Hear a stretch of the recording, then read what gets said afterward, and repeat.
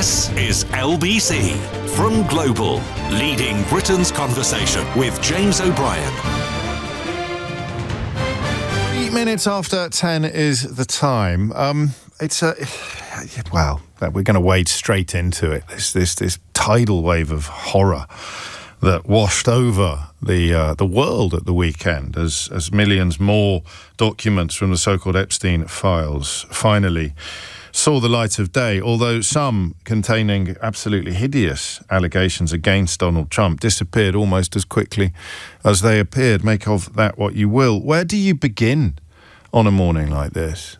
Do you begin with the news that a man who was the de facto, or the husband of a man who was the de facto Prime Minister of the United Kingdom, was accepting tens of thousands of pounds from a character who, at the time, had already been convicted of sex trafficking? And this is the point that I think gets overlooked, is that the original conviction doesn't seem to have touched the sides of people's concerns or willingness to be associated with him. Your newspaper, if you take one, will also, or your internet news service, will also feature quite a lot of pictures of Peter Mandelson in his pants. Whose life is ever likely to be enriched by images of Peter Mandelson in his pants? And also, to make very brief light of what is a deadly serious subject, who still wears Y-fronts? Don't at me. That is not a Yeah, go on then. Who still wears Y-fronts? 0345 6060 973. That was a joke. Please don't ring in to tell me that you still... I'll put you straight on to Keith if you're ringing in to tell me that you still wear Y-fronts. You're not getting on the radio. So... the de facto Deputy Prime Minister under Gordon Brown. I don't know, and we may never know, but it seems to me possible that Peter Mandelson was unaware of the extent of his husband's financial dealings with Jeffrey Epstein, but he wasn't aware of his own dealings and his own social dealings, all sorts of allegations swimming around. And then you have Andrew Mountbatten Windsor, as he chooses to call himself, facing a new legal threat, the Daily Mail reports, after a second woman alleged that Epstein flew her to Britain for sex. This is in addition to the Epstein revelations, which feature him lying on top of an apparently rather young woman on the floor of what appears to be Jeffrey Epstein's New York apartment. And then you have revelations or accusations, allegations about Bill Gates, about, you name them, they're in it. The rich and the powerful. And men. Always men. If, like me, and it's been a desperately unfashionable position to pursue in the UK media in recent years, but if you find yourself equally disgusted by sex abusers, irrespective of their ethnicity or religion, if you are as disgusted by the behaviour of Jeffrey Epstein and his mates as you are by the grooming gangs that have a large makeup in many cases of people, men with Pakistani heritage, then you'll be waiting to see what all of the people who've used Pakistani, or as they prefer to call them often, Muslim grooming gangs, and indeed attacking the United Kingdom. It'd be very interesting to see how high the horse is that they climb up onto today. Imagine inviting Elon Musk, who's all over the Epstein Files, despite claiming that he had nothing to do with the man, inviting himself to parties and expressing a deep desire to get involved in some serious socialising. Imagine inviting him to comment at your rally, ostensibly to protect British women and girls, when these people were consorting with a man whose own conviction for sex trafficking was well established. And I feel quite naive on mornings like this. Do you know what I mean by that? I think it's probably male privilege, actually. I was talking about this with some friends last night, and we've all got daughters, and dads don't really know. Until Me Too came along, dads didn't really know what it was like to be a woman. I saw something online the other day, and it was supposed to be a joke. Like, so what would you do if you were a man for a day?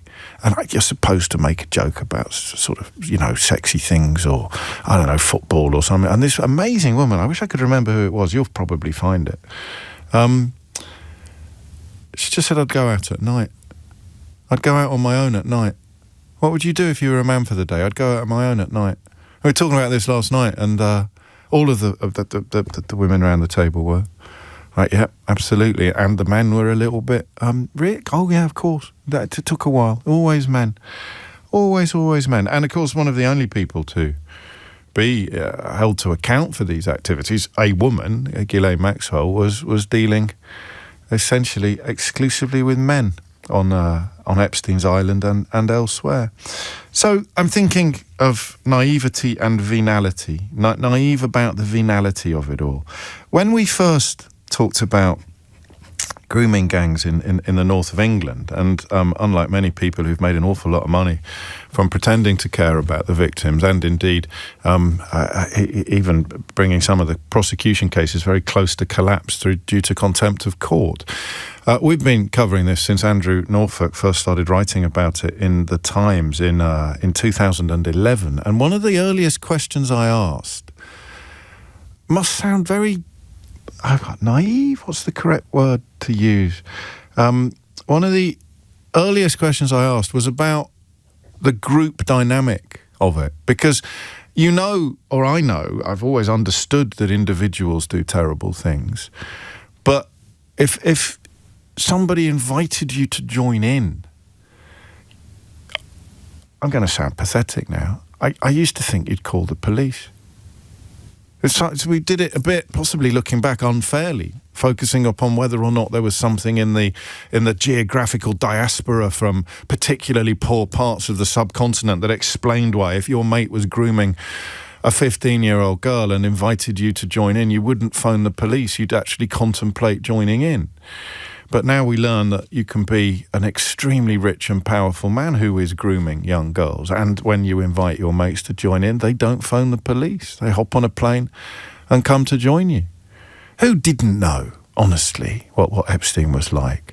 Do you think there's a sort of human hierarchy here, that these people actually think of themselves as just better, whether because they're rich and powerful or because they're men or because whatever the reason may be, they just think they're better. Therefore, these children, these young women are just not, they don't have agency. They have, what do they have? They just have, they're there to serve. Don't laugh, please. So I don't mean it in a light-hearted way, but I was thinking about Henry VIII again last night. I'm not fascinated by the way that we were taught. It's not so much the same today, but we were taught that this guy was like a cross between, John Bull and Julius Caesar, the British equivalent. And he was a syphilitic psychopath who killed his wives when they didn't do his bidding. And you think of religion as a yoke, a straitjacket that's used to keep the population in its place. It's what Karl Marx was talking about when he talked about religion being the opiate of the people. The promise of heaven means that we'll put up with penury and poverty, deprivation and exploitation in this world because we get our rewards in the next world. What was Henry VIII's attitude to religion when he wasn't getting his own way? Just abolished it. Just literally cut off all links with the Catholic Church and started his own, like a sort of mad cult leader. Oh, I'll be the head of the church now. Never mind God or the Pope or whatever it may be. And these people bring a kind of sociopathic sense of superiority to the world that we still don't properly, because either you feel it or you don't. Are they all narcissistic? Are they all paedophilic? Are they all psychopathic? Are they all? I don't know. But I just never understood the bit where they tell you what, look at Giselle Pellicot, that hideous story in France. And even that is easier to understand in some ways because they met on websites that were dedicated to perversion. Jeffrey Epstein is knocking about with bankers and you know who's photographed in these files with what appear to be very young women sitting on their knees, one on Epstein's knee. The bloke who has directed the Melania Trump film that nobody has seen yet, except journalists, as far as I can tell. He's literally there. He was a big feature in the Me Too movement. They're looking around for someone to direct a movie about Melania Trump, and they happen upon this guy who's all over the Epstein Files. Do you see what I mean about the size and the scale of it being too big to process?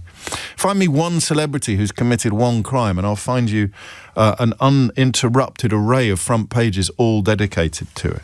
They've gone today mostly for the Andrew Windsor angle, the Mail and the Mirror, the right and the left, the yin and the yang, if you like, of the popular press in this country, both going in on the new a woman coming forward to accuse Andrew, and it's Epstein adjacent, of course. Epstein is the man accused of arranging this visit, but it's not Epstein Files, the story. But they're not quite sure where to go with that. Is it Mandelson? The Mandelson story.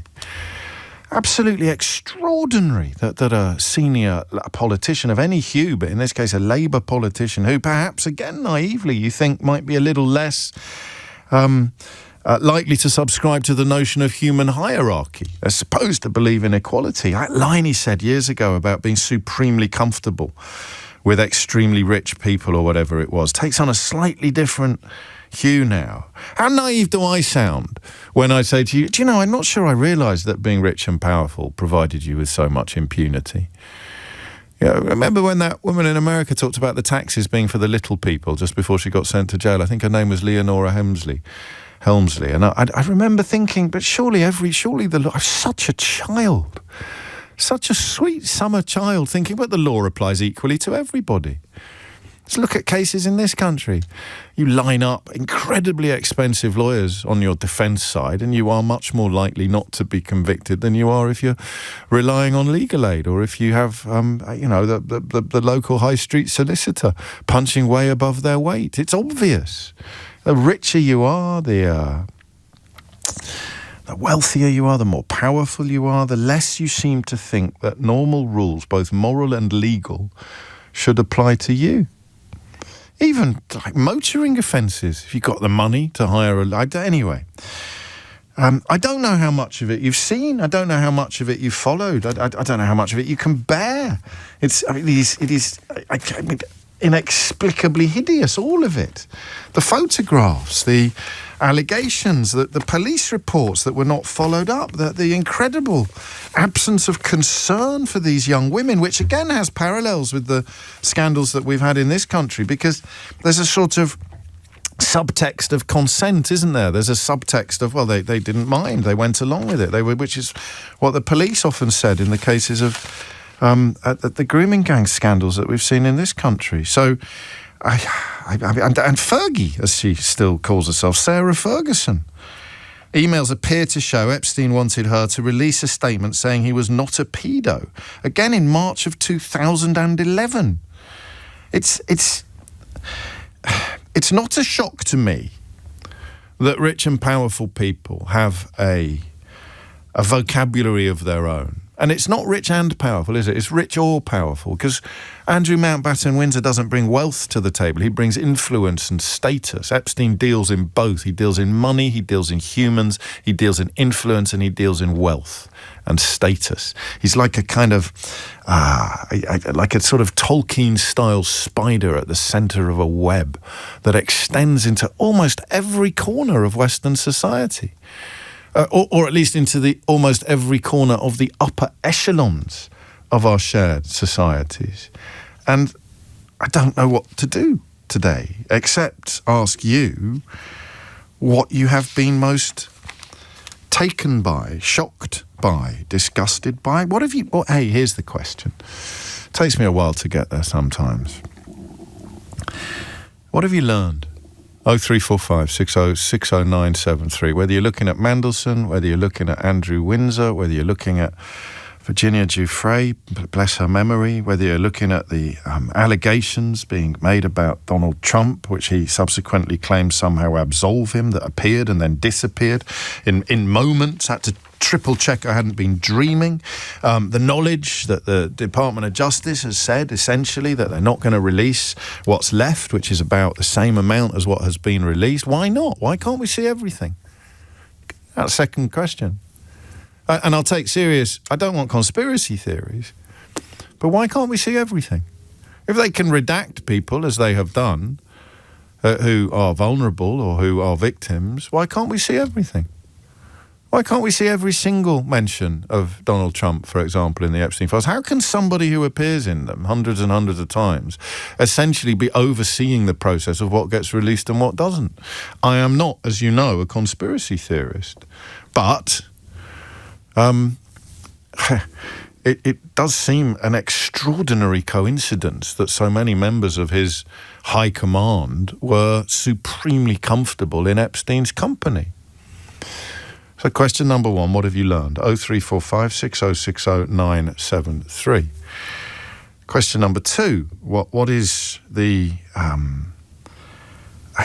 sort of biggest lesson in a way? It's the same question as what have you learned, but the idea that this goes on, that's the bit I'll never understand, is that if Jeffrey Epstein said to me, oh, we're having a big party, you should come to my island, there'll be some teenage girls there who will do whatever you want.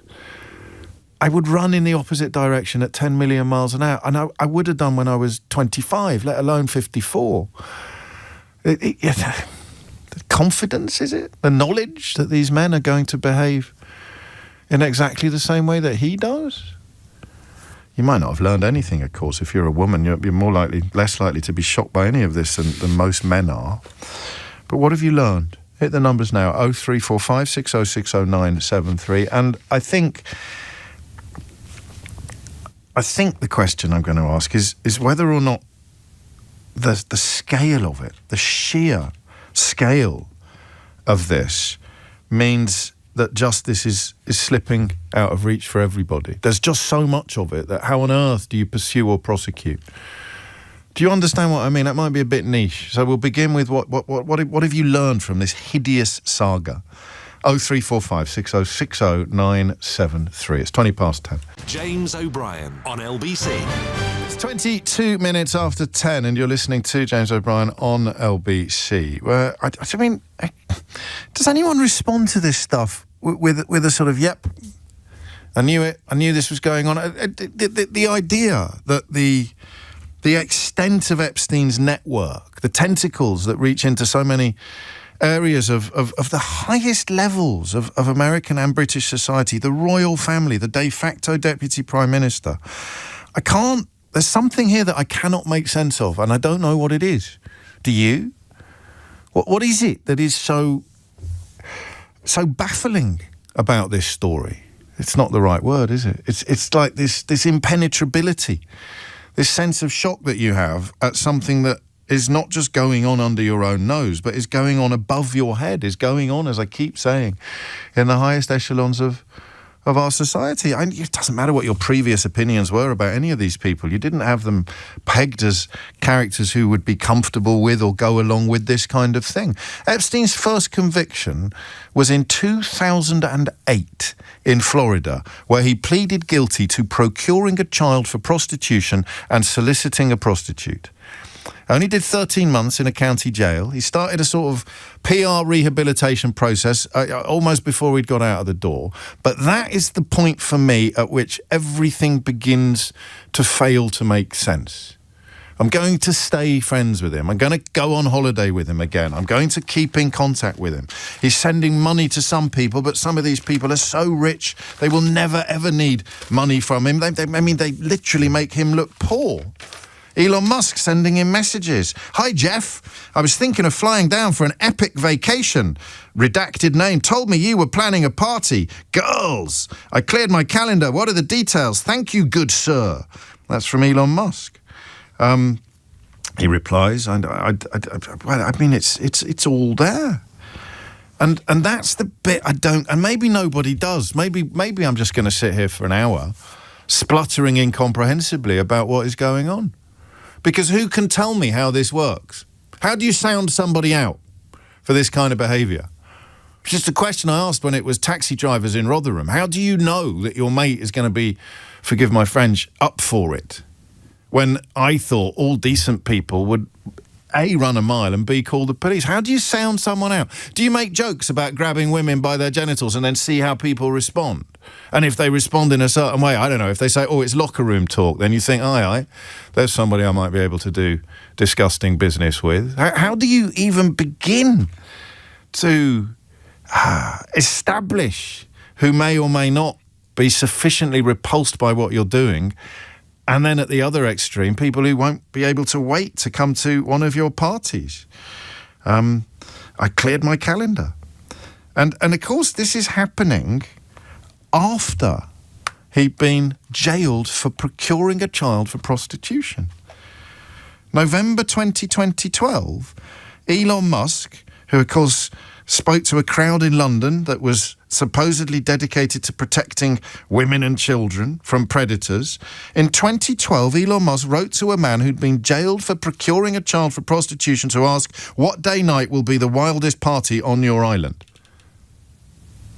I don't know. I don't even know what question to ask you today. What's going on? What have you learned? Gareth is in Birmingham. Gareth, you can have a go answering a question I've barely asked. Morning, James. Hello, how you doing? I'm all right, but I'm uncomfortable and confused. But I mean, beyond disgusted, obviously, horrified, all of that. But these, Musk essentially put his own man in the White House last year, and yet after Jeffrey Epstein was jailed, he's asking about parties. And anyway, what have you learned?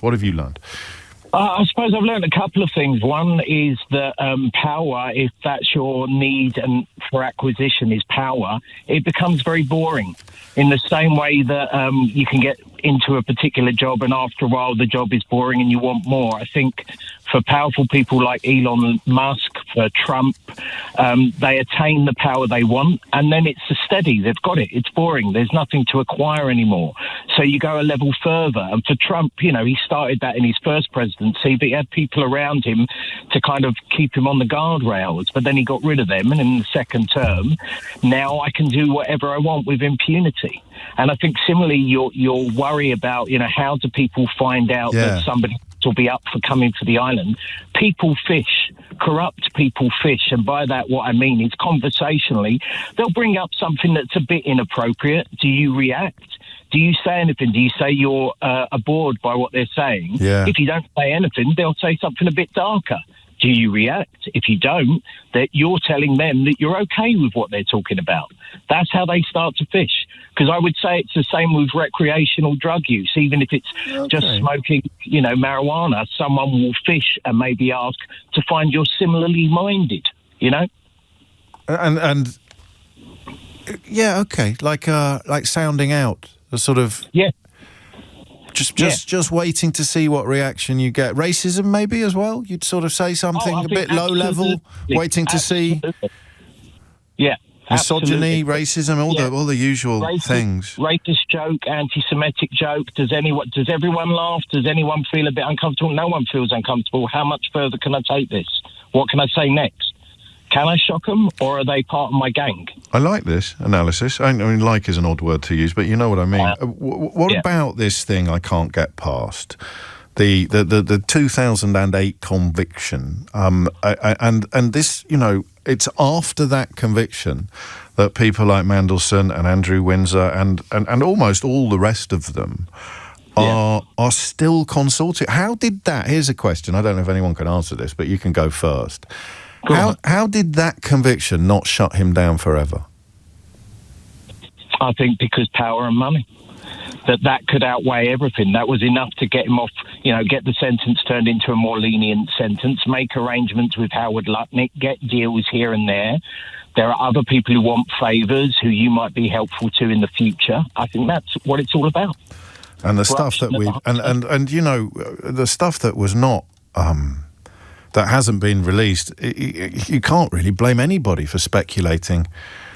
Almost unimaginable things must be in there, because what they've released is incredible. The stuff they've decided not to release. So you mentioned Howard Lutnick planning a visit to the island years after he claimed to have cut ties with the convicted paedophile. He's the Commerce Department Secretary. He's the sycophant-in-chief at Trump's cabinet meetings. He's the guy who sits there saying, on a scale of 1 to 10, Mr. President, would you agree that you deserve a 12 for your good looks and intelligence? And he's there. He's up to his elbows. He's up to his ears in Epstein associations, years after he claimed to have cut. I don't know.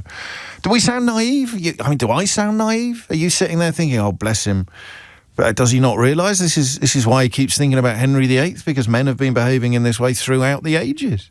And to think that guardrails or laws or authorities or conscience or morals will ever put any sort of brake on these people is just naive and idealistic. I don't know. It's 10:30. Thank you, Gareth. The phone lines are open. 0345 6060 973 is the number that you need. I'm not on particularly perspicacious form this morning because I don't know how you talk about this. You can pick the ones you don't like. Like, I'm an anti-royalist, so I'll go in on Andrew. I'm anti-Labour, so I'll go in on Mandelson. I'm anti-Trump, so I'll go in on Trump. But that really detracts from the universality of his associates. That all they have in common is wealth, status and perversion, it would seem to me. And I don't understand how that can go so unremarked at such a high level. Hopefully you can explain it to me after the headlines with Dominic Ellis. James O'Brien on LBC. 34 is the time. We are, if you're just joining us, talking about the Epstein Files. It's not a programme that lends itself to easy analysis because there's not really a central question running through our ponderings. I'm asking what you've learned, but that feels inadequate. And the reason it feels inadequate is because I don't have the vocabulary to address what we are discussing and what we are discovering. I genuinely don't know how to do this. It's too big. Almost every time we talk about Donald Trump, we talk about the impossibility of holding on to anything, because the minute you get a grip on something that matters, something else happens. He'll invade Iran in order to distract people's attention from the Epstein Files, or he'll kidnap the president of a foreign sovereign country in order to distract attention from problems at home, or border force officers murdering people on the streets of Minneapolis in cold blood. And I feel a bit like that as I look at the latest tranche of files, which Donald Trump has inevitably claimed absolve him of wrongdoing, even as the rest of us process the fact that some absolutely hideous allegations were contained in the first round of releases this weekend that then were mysteriously redacted, mysteriously removed, almost as if there were people involved in the process who were not very impressed by what they were required to do. So they did something they weren't supposed to do, and then as soon as it was noticed, it got undone. Listen to this. This is an interview with Epstein that nobody seems to know the provenance of or understand the reason for, but it's really interesting. Just ask a question. Is your money dirty money? No, it's not. So, in fact... Why is it not dirty money? Because I earned it. Hardly. But you earned it... I earned it legally. We went back to this before. You earned Yes. it. You earned it advising the worst people in the world, right, that do enormous bad things, and just to make more money. You're a mathematician. We walked into that clinic where they're giving that money out to these people that are in the most dire straits of poverty and sickness, and told them that the money was coming from a, what are you, class 3 sexual predator? Tier 1.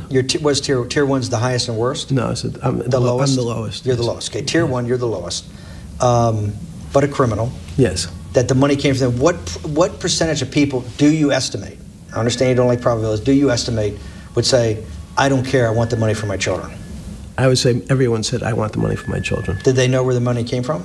I think if you told them, if I told them the devil, 100%. the devil himself said, I'm going to exchange some dollars for your child's life. Do you think you're the devil himself?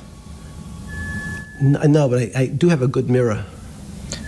It's a serious question. Do you think you're the devil himself? I don't know. Why would you say that?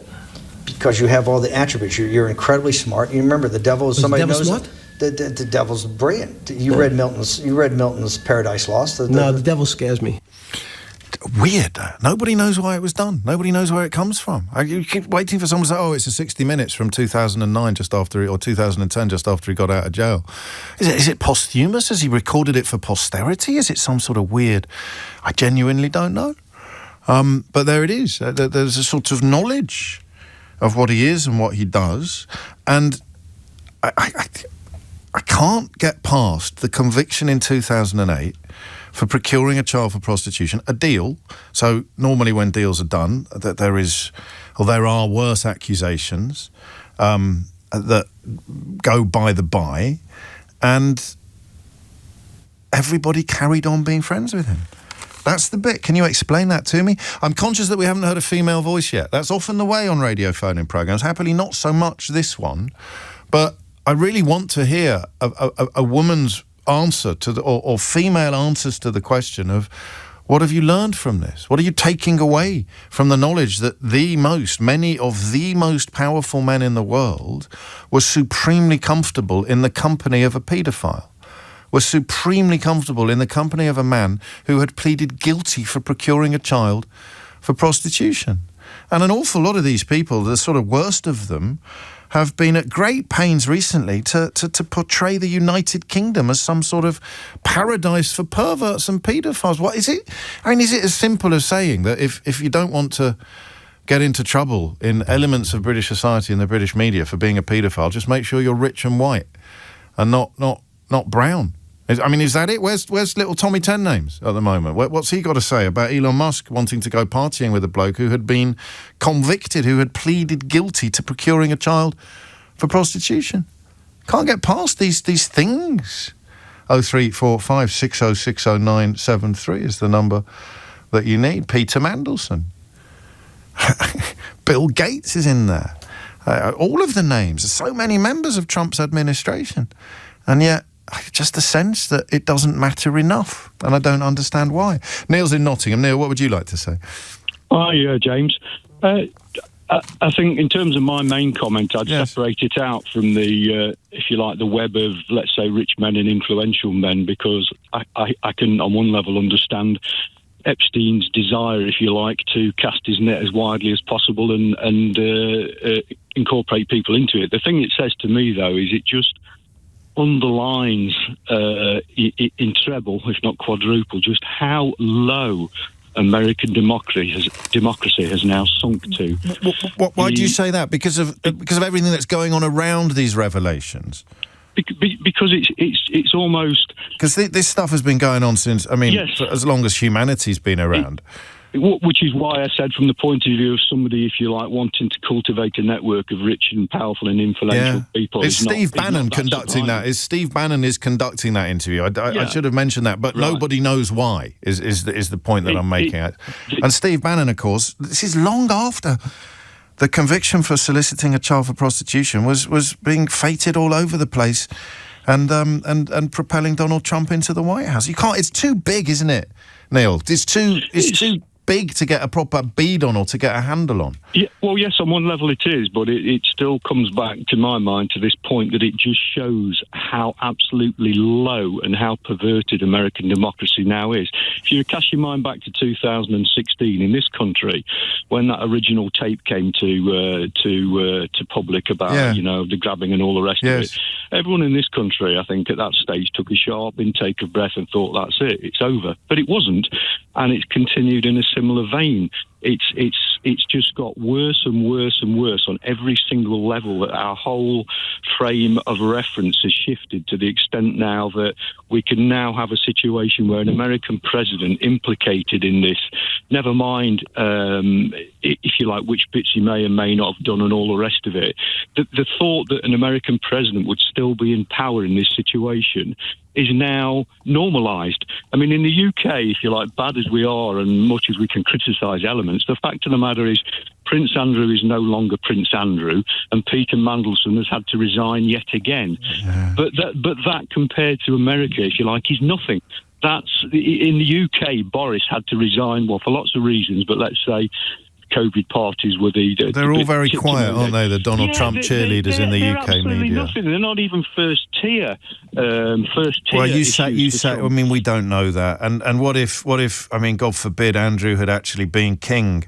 Would the same machines have operated? With the same process of being gone through? You know, it's an accident at birth that made him second in line to the throne for his entire child, well, until Prince William was born. But do you know what I mean? He is disposable, whereas had he been one notch higher up the ladder, he wouldn't have been. And what am I talking about? The engines of the establishment might have moved to protect him in the way that they moved to protect people in the United States. I still remain convinced at the moment, though, that our rule of law does at least still stand for something. In America, it stands for nothing. The only reason these files have been released in the first place is because there was an act of law passed in America. Then the act wasn't met. It's still not being met, and Trump is in the position probably where he can and will say to Pam Bondi, supposedly his independent attorney general, I don't want any more released, and anything that is released, I want it to be taken down within 24 hours and redacted in the following way. Right, which is unbelievable. I mean, I can understand why British newspapers are going after Mandelson and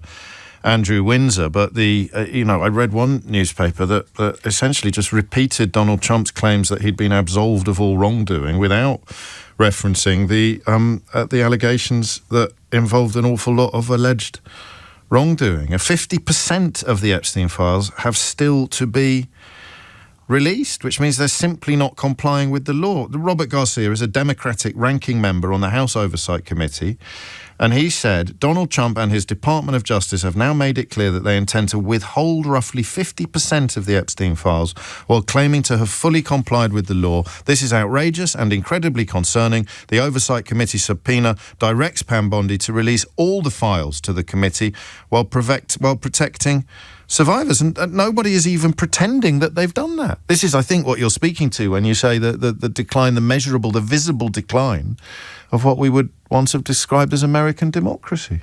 I guess the next question then is, well, so if you like, so what? What's going to happen? He's in breach of the law. So what? Who's going to enforce it and how? The answer is nobody is, because he's going to ignore it, and his government departments, which hitherto are supposedly independent, operating on behalf of the country, are all going to toe the line and do whatever he says. That's where American democracy now is. He can choose to disobey any law that he wants to, and even the ones that finally probably end up in the Supreme Court. We can see that there's a large likelihood that they're going to go his way. He's corrupted American democracy to such an extent completely that this has become that it can't handle normalized. this crisis. Yes. I mean, there's a paragraph in the article I was reading that does mention the thing I was just alluding to. This is in the Daily Telegraph. Some documents detailing graphic allegations against Mr. Trump. And if you haven't seen these allegations, I'd almost urge you not to look them up, because it's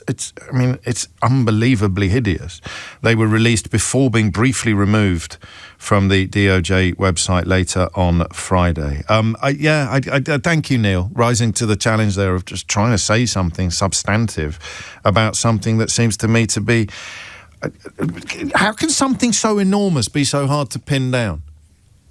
I am not ordinarily either lost for words or struggling to find a strong opinion on something. I've had a message off a pal of mine. I won't tell you who it is because he hasn't said whether or not this is for air or not. But he's in this industry. You know him.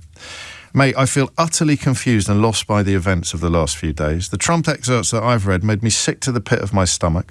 Forget that I'm the father of a daughter. As a human being, it makes my blood not just run cold, but hit freezing point.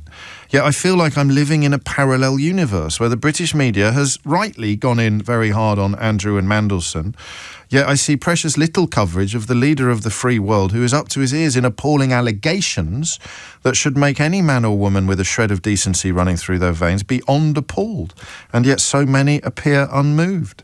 I spoke to a Trump-supporting friend yesterday about the files, and rather being appalled, his only response was, well, nothing has been proved yet. The world is beyond lost, and I fear for my daughter, because a lot of the world she is growing up in is being run by rich, powerful men who would see her as a piece of disposable meat, while their enablers would continue to look the other way. Do you know, that's why I mentioned dinner last night when we were talking about that woman who said in an interview if she could be a man for a day, she'd just go out on her own at night. That's why, perhaps, I'm getting more calls from men than I am from women, because women are just going, oh, yeah, this is the world we live in. It's the world we've tried to tell you about. Well, the hashtag #MeToo backlash. Not all men. You managed to turn a rare moment of accountability for sexual harassment, sexual abuse, rape, turn that rare moment into a thing about men. All those people with the hashtag #NotAllMen. You remember that? Women just sitting there listening to this programme going, yeah, James, this is the world that we've always lived in. Welcome.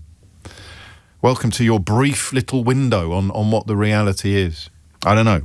You tell me. 0345 6060973. James O'Brien on LBC.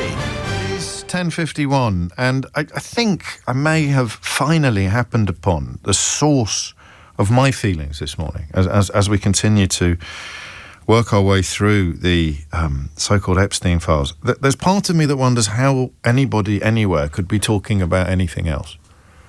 I get that quite a lot, oddly, at the moment. I mean, it just seems to me, to the last caller's point about the collapse of US democracy, and of course the ripples of that on this side of the Atlantic will and already are potentially absolutely enormous. But how can we be talking about anything else? A couple of weeks ago, during the Greenland stuff, we did 13 hours out of 15 on Trump and Greenland, 45 minutes on the Beckhams, and then Mystery Hour, of course, because everybody needs Mystery Hour. And then 48% of me was thinking, are we going mad, or is everybody else? And 52% of me was thinking, but how can you possibly talk about anything else? Boris Johnson's column on Saturday, Boris Johnson, massive Donald Trump cheerleader, was about the bus driver who beat up a thief and lost his job and then had the decision to be fired upheld by a tribunal. Boris Johnson, paid by the Daily Mail as a statesman, an international statesman, a former prime minister, massive Donald Trump fan, choosing to write about a sacked bus driver. Richard Littlejohn in the same newspaper on Friday, another massive Donald Trump fan, choosing to write about fly tipping. We are, aren't we? I'm not going mad. They are. We are in the midst of something absolutely hideous. The President of the United States of America claiming to be absolved while the rest of the world is literally reading allegations that are beyond disgusting about him. So many of his close associates, his wife, his wife is in there, not just as a passing, but sending messages to Ghislaine Maxwell, currently serving a prison sentence for her role in trafficking underage girls. She calls Melania Trump Sweet Pea in a variety of exchanges. I remember this is an email that Jeffrey Epstein sent in November of 2016. I remember flying back with Donald on his plane the first weekend I went to visit you in Florida. It was the weekend he met Melania, and he kept on coming out of the bedroom saying, wow, what a hot piece of, and a word I'm not going to say on the radio. And then the wife, Mrs. Trump, is sending emails to Ghislaine Maxwell. The director of the new film, the Amazon flop, that is provoking a lot of laughter and mockery at the moment, but they got paid so much money for it, I don't imagine they care about the laughter and mockery. The director of that film, who was essentially cancelled by Hollywood after a whole bunch of sexual misconduct allegations were made against him back in 2017, the director of that film appears in multiple pictures with Jeffrey Epstein in the latest release of Files. Are they looking after each other? 56-year-old director seen with his arms around one of the women, holding her arm on his leg, pictured with other women, hugging Jean-Luc Brunel, a French model scout and long-time associate of Epstein, who also died by apparent suicide in his jail cell while facing charges of raping a minor. Who are we going to get to direct the film, darling? Oh, well, let's get that guy who got cancelled for sexual misconduct allegations and was frequently partying with Jeffrey Epstein. Oh, no, we can't go near him. Jeffrey Epstein is... But he isn't. That's the bit I don't get. So here's the question at 10:54. We may carry this on into the second hour, but only if your appetite for examining and discussing this matches mine. Why has the world not stopped? Why has the world not stopped? Why do these revelations not constitute a much, much bigger moment? Think about that, because maybe you can answer it. Because the people involved are just too powerful? Why did the world not stop when Henry VIII beheaded Anne Boleyn? Why has the world not stopped?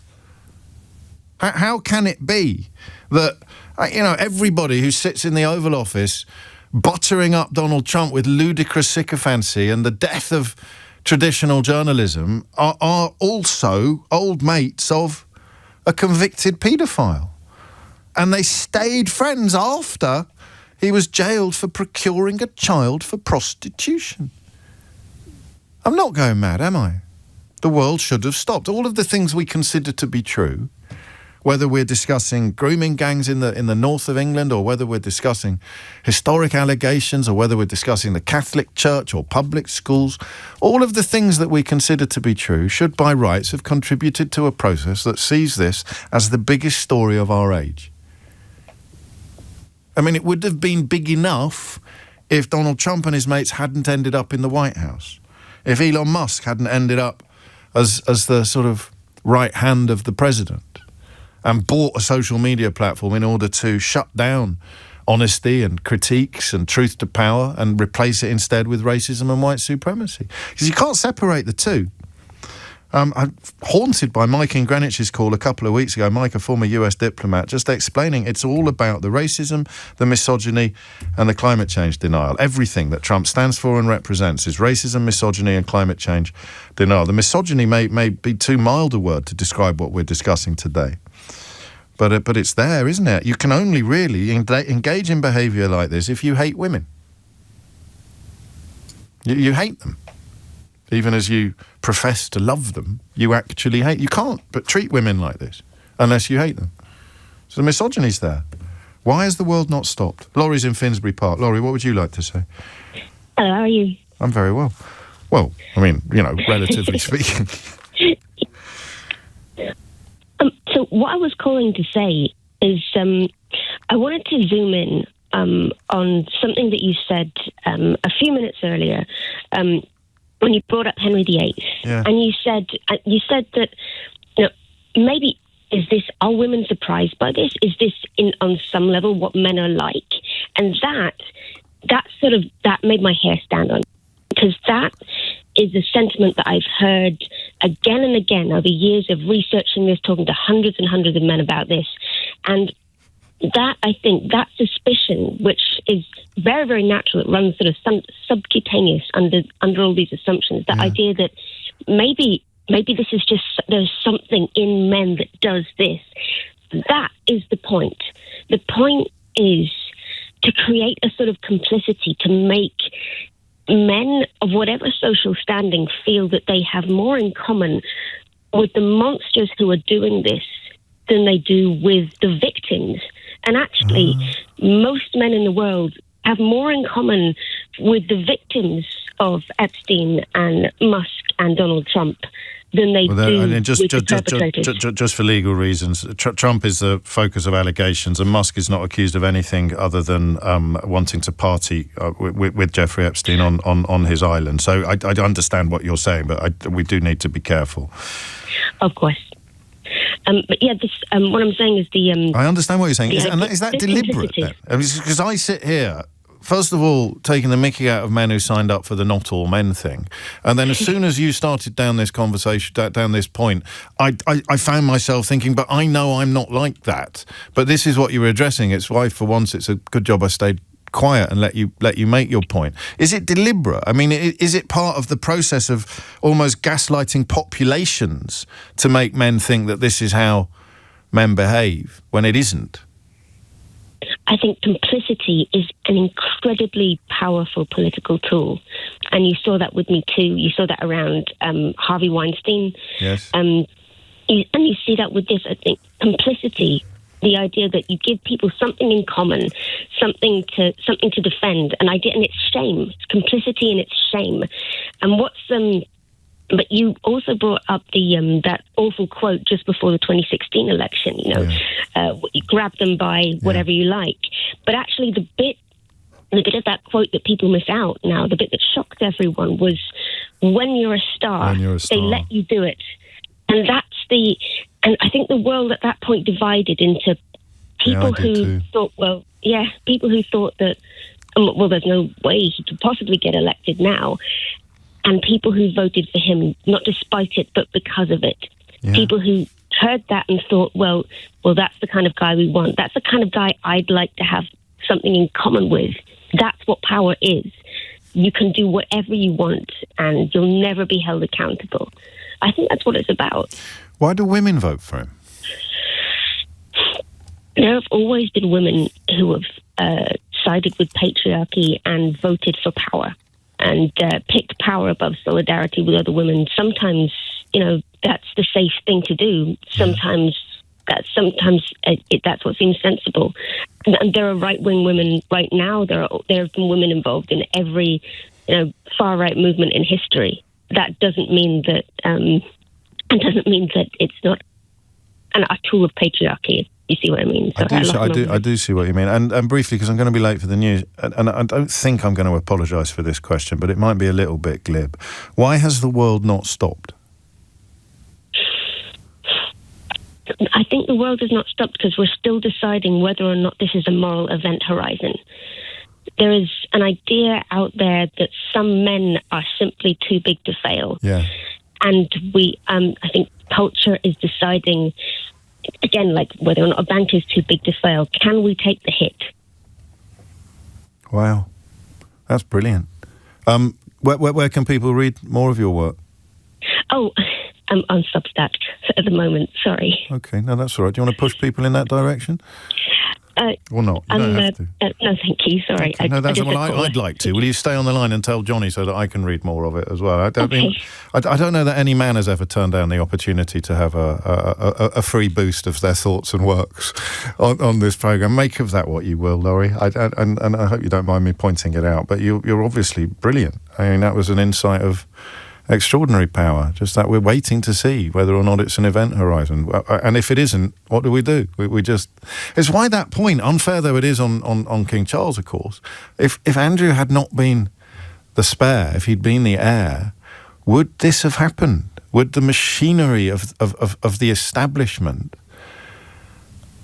have permitted, I mean, the abdication of the Duke of Windsor notwithstanding, would it actually, we'll never know. It's 11:02. James O'Brien on LBC. 6 minutes after 11 is the time. If you were just tuning in, and of course you might be, and I said to you, the questions that I'm asking are, why has the world not stopped?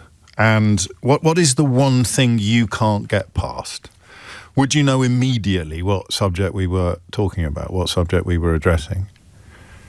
I think you probably would. Why has the world not stopped? With the latest revelations from the Epstein Files, which you have to presume are not as bad as the stuff that has not been released. You just have to presume that, right? If Donald Trump's administration is making the call on what gets released and what doesn't get released, then you can see that Andrew and Mandelson are being thrown under a bus. They deserve it all, of course, but you know that there's more in there. There must be, otherwise they'd release it. And what possible reason could there be for not releasing things? Victims being treated with contempt, survivors being treated with contempt. Once again, in a joint statement, Epstein's victims wrote, survivors are having their names and identifying information exposed while the men who abused us remain hidden and protected. The Justice Department cannot claim it is finished releasing files until every legally required document is released and every abuser and enabler is fully exposed. And then this line here, this is in many ways, and listen, allegations are not evidence of truth, but they are things that need to be examined. Some documents detailing graphic allegations against Mr. Trump were released before being briefly removed from the DOJ website later on Friday, and he is claiming that this all absolves him. It is a story of unimaginable proportions. But you don't have to imagine them. What you also don't have to imagine is the reaction. And I don't know whether I'm calling it strange or inadequate or, as Laurie, our caller a moment ago so brilliantly expressed, waiting to see. Has anyone got a sense of bystander effect? Who would lead this? The Democratic Party in the United States of America is, pretty much denuded. The media, of course, has been filleted since Donald Trump became President of the United States of America. Even Twitter, which you might naively imagine could lead some sort of grassroots revolution in the public discourse space, has been completely corrupted by Elon Musk, who was desperate to go to Jeffrey Epstein's island for some parties. Is this going to make me sound even stupider than usual? When Elon Musk writes to Jeffrey Epstein, I was thinking of flying down for an epic vacation. Redacted name told me you were planning a party. Why is that name redacted? Who does that embarrass? Who does that protect? Someone told Elon Musk that Jeffrey Epstein was having an amazing party and he should get himself down there. And then in brackets, Musk writes, girls, FTW. Am I going to sound really stupid if I say what does FTW stand for? Do you know? Is it for the win, is it? I knew my younger colleagues might come galloping to my aid on this. Okay, girls for the win. Elon Musk, writing that 4 years after Jeffrey Epstein was jailed for procuring a child for prostitution. I mean, who on earth writes to a man who's been jailed for procuring a child for prostitution to ask if I can come to a party, girls for the win? If indeed that is what FTW stands for, and I can't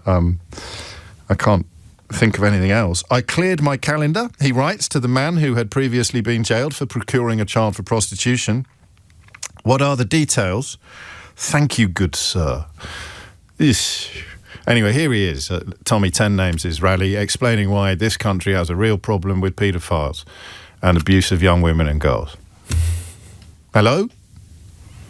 You see what I mean, right? Every thread I tug, whole suits fall to pieces. And it's not even the top story or the leading story in some American newspapers. The most prominent or the most prestigious of which is owned by, wait for it, the bloke who owns Amazon, who have just made the film about Melania Trump that was directed by a bloke photographed in these files with young women about his person and Jeffrey Epstein sitting next to him. Laurie's right, isn't she? The world probably doesn't know how to cope with this. We are waiting to see whether or not we've reached an event horizon.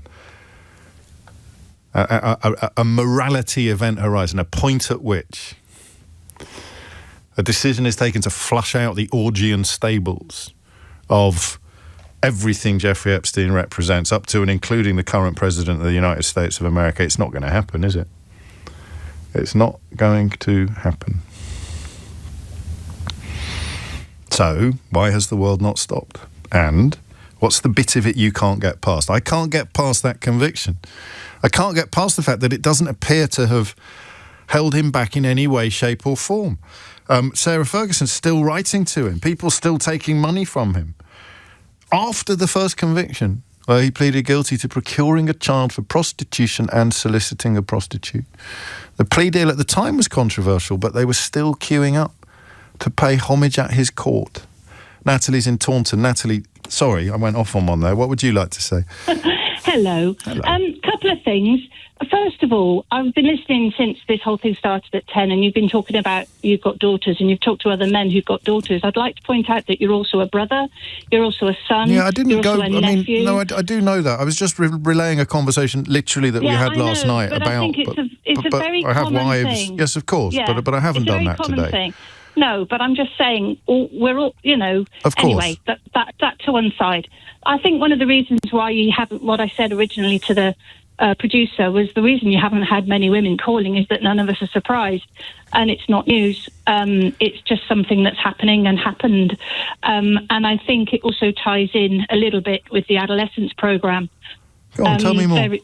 Well, I think because I spoke to you about that, and it's about finding your tribe, and it's so easy to find your tribe and online or within the corridors of power, and people don't realise it. I think maybe back then didn't realise that their internet history would be so easily to access, and they probably thought they were going to get away with it.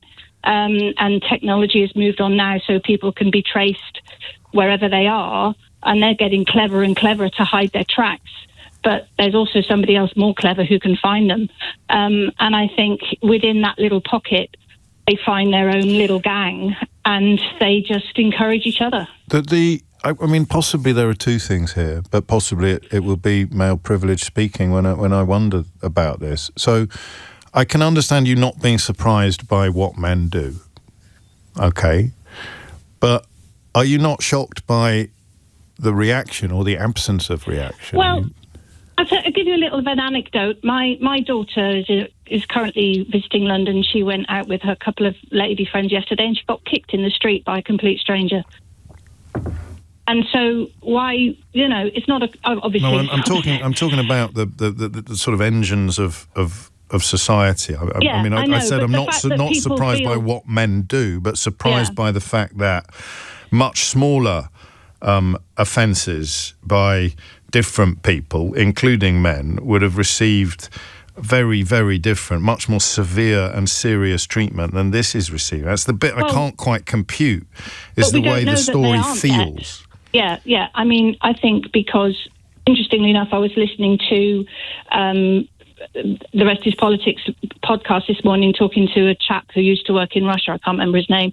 And it's about the power of having that position, the power of having that status and of that having that income. People are so intimidated by it and also in awe of it. And because of the society we live in, respect it. And it kind of condones He's got behaviours. a private plane, he's got a private island. Yeah, I mean, so this is everything. Okay. Yeah, this is everything we aspire to. These are all the trappings of success in our society. And therefore, but then you've got this 2008 conviction. That's the thing. Maybe I'm missing something. Maybe there's something I don't know. But after that, why are people still emailing him? Why is Elon Musk still asking if he can come to his party with, quotes, girls for the win?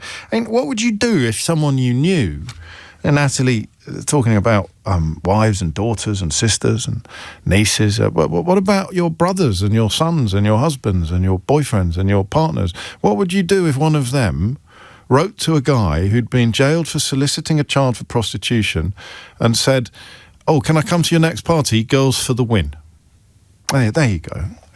I found something that we can, if you like, dig into. What would you do? What would you do if your son or your husband was contacting an acquaintance who had been jailed for procuring a child for prostitution, asking if he could come to your party, brackets, girls for the win, close brackets? What would you do? How would you feel? And they were all doing it. It's 11:15. James O'Brien on LBC. 17 is the time.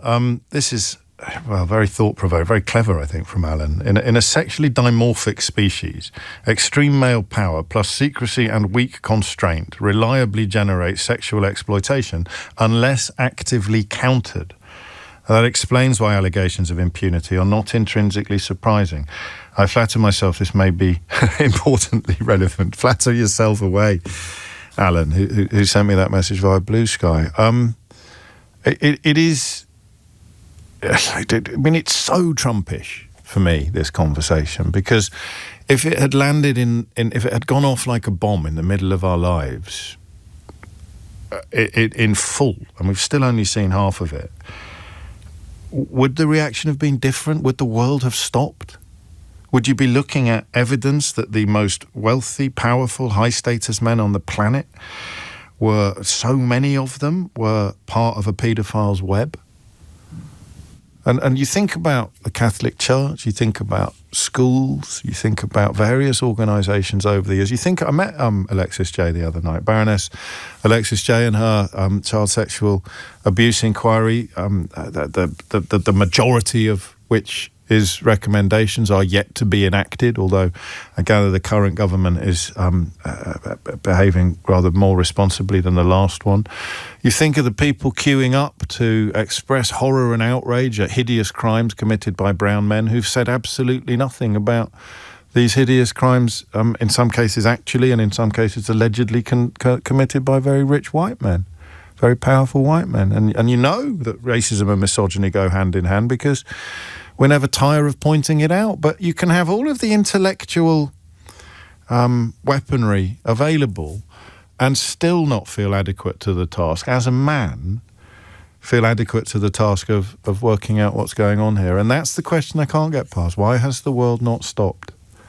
It's not how men behave that shocks, although it is going to shock women considerably less than it shocks men, some men.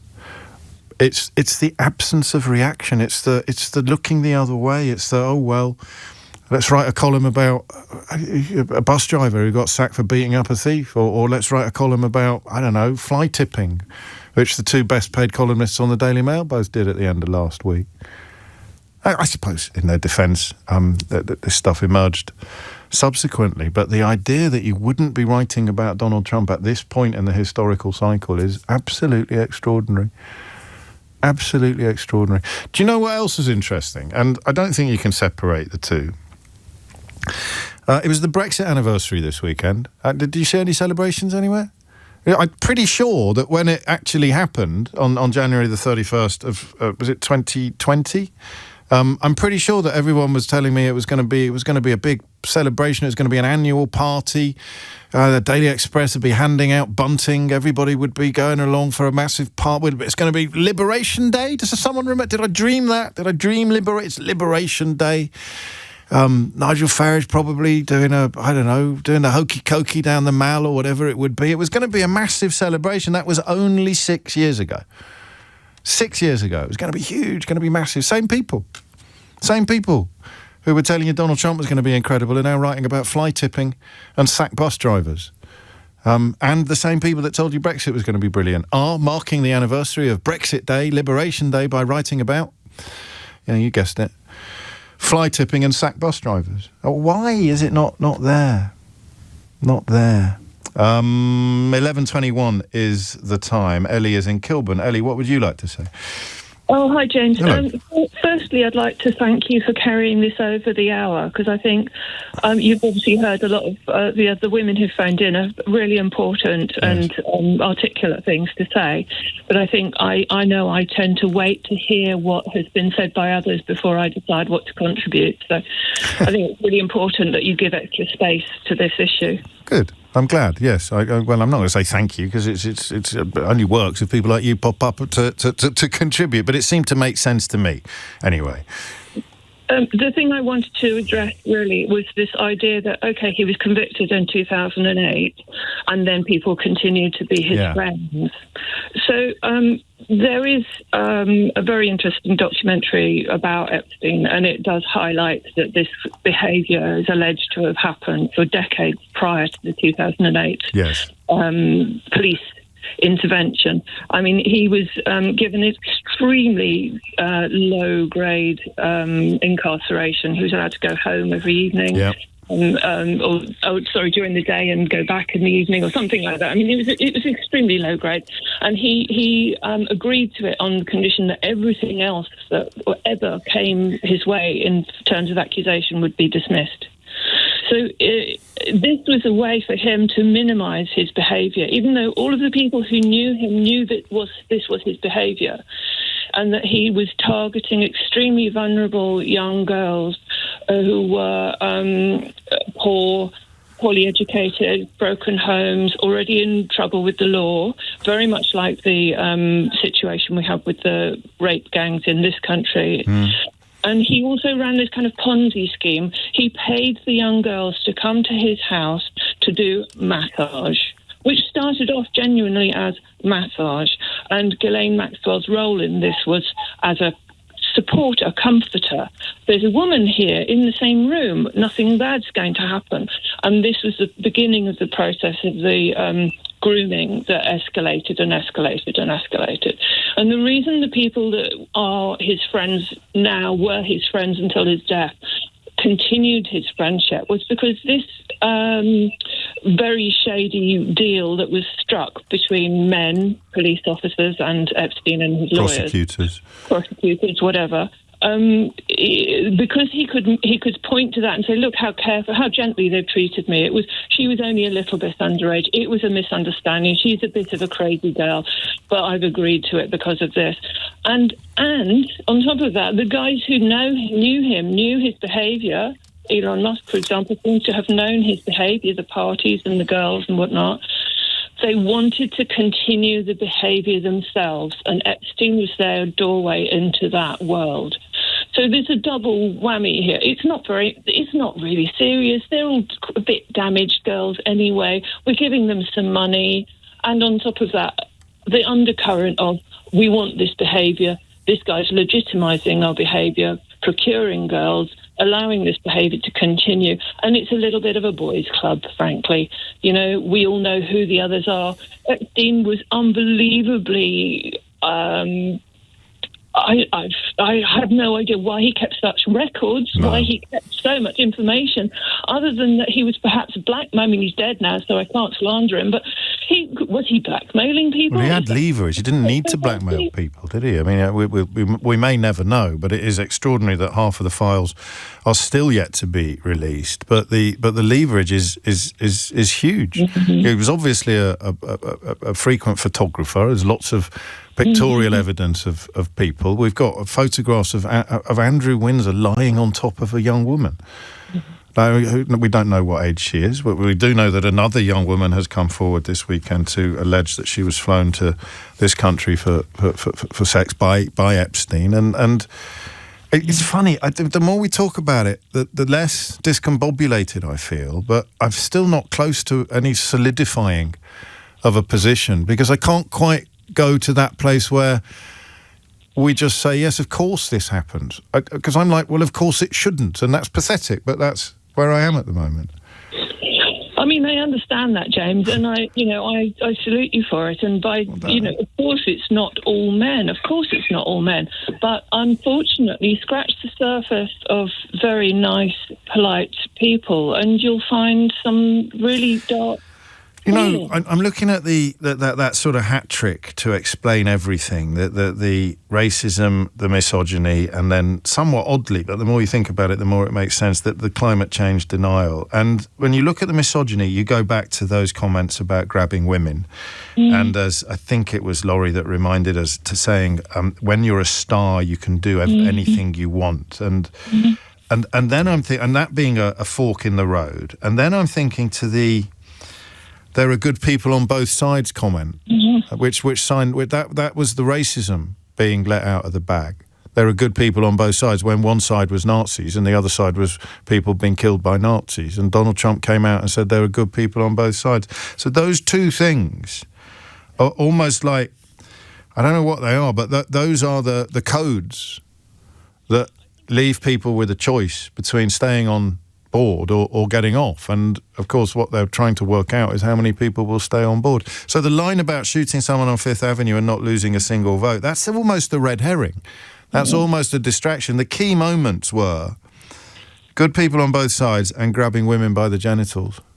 I mean, it makes me think of the Brexit thing and how that's unleashed an absolute torrent of racist views that perhaps people would not have expressed had they not been encouraged and been given that space. And also, I'm a survivor of sex abuse. My father, who's now dead, so I can speak about him freely, was a man who absolutely was adored in his community. He was a pillar of the community. No one would have believed what went on behind closed doors to this day. And this is the sort of thing that people who are not experienced in this world do not understand. The vulnerability of a woman who lives with a history of sex abuse or violence or some other adverse childhood experience is very different from the lived experience of a woman who grows up in a family where she felt loved, supported, and in her own space and strong in her own being. And people like Epstein and the people who were his friends and continued to profit from his behaviour are absolutely laser targeting on women who, like me, were harmed in fundamental ways in early life, so that their ideas of how to be safe and what's correct and are you loved and what is happening, how do I say no, all of these things get incredibly muddled and confused. Wow. And when you're talking about 14 and 15-year-old girls, which is pretty much his target, yes, as far as I understood from this documentary, his target preference, you know, who knows their own mind at that age? And again, it was this money, power, beautiful house in Miami, Ghislaine Maxwell, private island, a private jet, the whole shebang. I mean, you know, your head would be turned by that. And completely. The more, I don't know what word to use. I don't want to use an unkind word, but the more, the bigger the hole inside you that needs filling.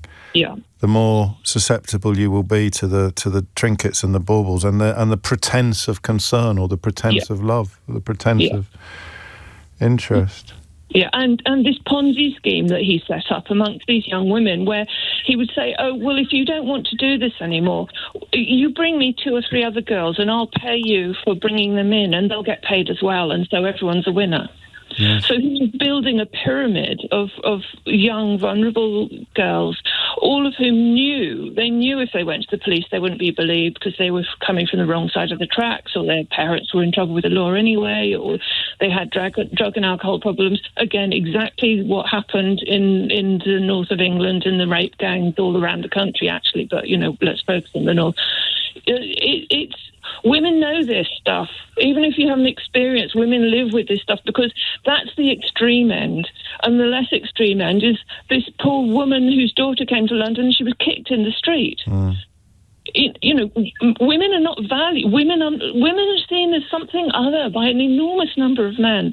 And sometimes it's conscious and sometimes it's unconscious, in the same way as racial bias, and which is why it's one of the isms, right? Racism, sexism. Yeah, and it's why that combination of the two is once you finally grasp it, is so hideously effective at explaining so much of what we would ordinarily be shocked or confused by, because it never ceases to be shocking, but it becomes less and less confusing. Ellie, I'm moving on only because I'm a couple of minutes late for the news already, but thank you so much.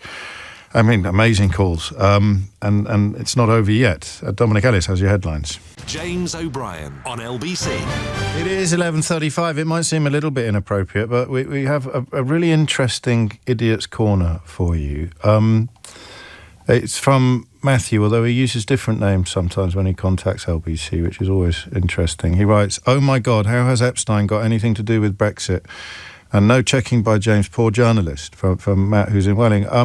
Well, Ellie was talking about racism in the context of how very powerful men get away with things, racism and misogyny being absolutely intrinsic to Donald Trump's success, and racism, of course, being a massive part of Brexit. But if you really don't know, mate, then Steve Bannon is all over the Epstein Files. In fact, that little clip that we played earlier of Jeffrey Epstein being interviewed, the interviewer was Steve Bannon, who you will know Nigel Farage thanked for all his hard work and support on the Brexit project, although that footage mysteriously disappeared for a while as well. There's also a record in June 2016 of Epstein emailing somebody and describing Brexit as being just the beginning of a process of freedom. So, I mean, you ask the question thinking that you're being clever, whereas actually you just give me an opportunity to remind myself of all of the evidence that these things are actually intrinsically or at least closely associated. But let's have a look at your history to find out why you've got this bee in your bonnet about racism and indeed Brexit. Let's see who we like. So here you go. This is That Strange, James. You can't remember but are adamant that Nigel Farage can remember 40 years. Oh, so you're a Brexit fan and a big Nigel Farage fan, and you signed yourself on that occasion, Matt. Marty B. Mr. Trump is so right, writes Marty B. or Matthew or whatever you're calling yourself this week. Mr. Trump is so right on why Khan is being elected each time. Why will you not address the new Democratic of London? Well, partly because that doesn't make any sense. It is so sad for a news outlet to only go down the left-sided rabbit hole. And you're from Bexley this week, not Welling, although they're not a million miles away from each other. And I mention this partly because you're an idiot and you deserve to be humiliated on the radio, but also partly because it's interesting to see how fans of Donald Trump's racism, in this case his racist abuse of Sadiq Khan, will process the fact that him and his close associates are up to their ears in associations with a convicted paedophile. What kind of excuses will you make, or how on earth will you, what will you reach for in order to pretend that you haven't actually signed up to a project that is greenlighting all this kind of behaviour? Here's another one. Are you completely blinkered? London is dirty, full of crime, drug peddling sweet shops. The demographics have changed so much in a short period. So you're buying the far-right propaganda about your own capital city on such an extraordinary scale that you're now reduced to defending the people who were partying with a convicted paedophile long after he'd actually served a sentence. Matt, or Marty, or Muppet, as I prefer to call you. 11:38 is the time. Rebecca is in Glasgow. Rebecca, what made you pick up the phone? It started on Saturday, really. One of your colleagues had a call-in about whether we should applaud the very rich for paying their taxes. And I kind of called out to the radio and saying, yeah, well, that's why Trump et al. Get away with what they do. And it's about reverence.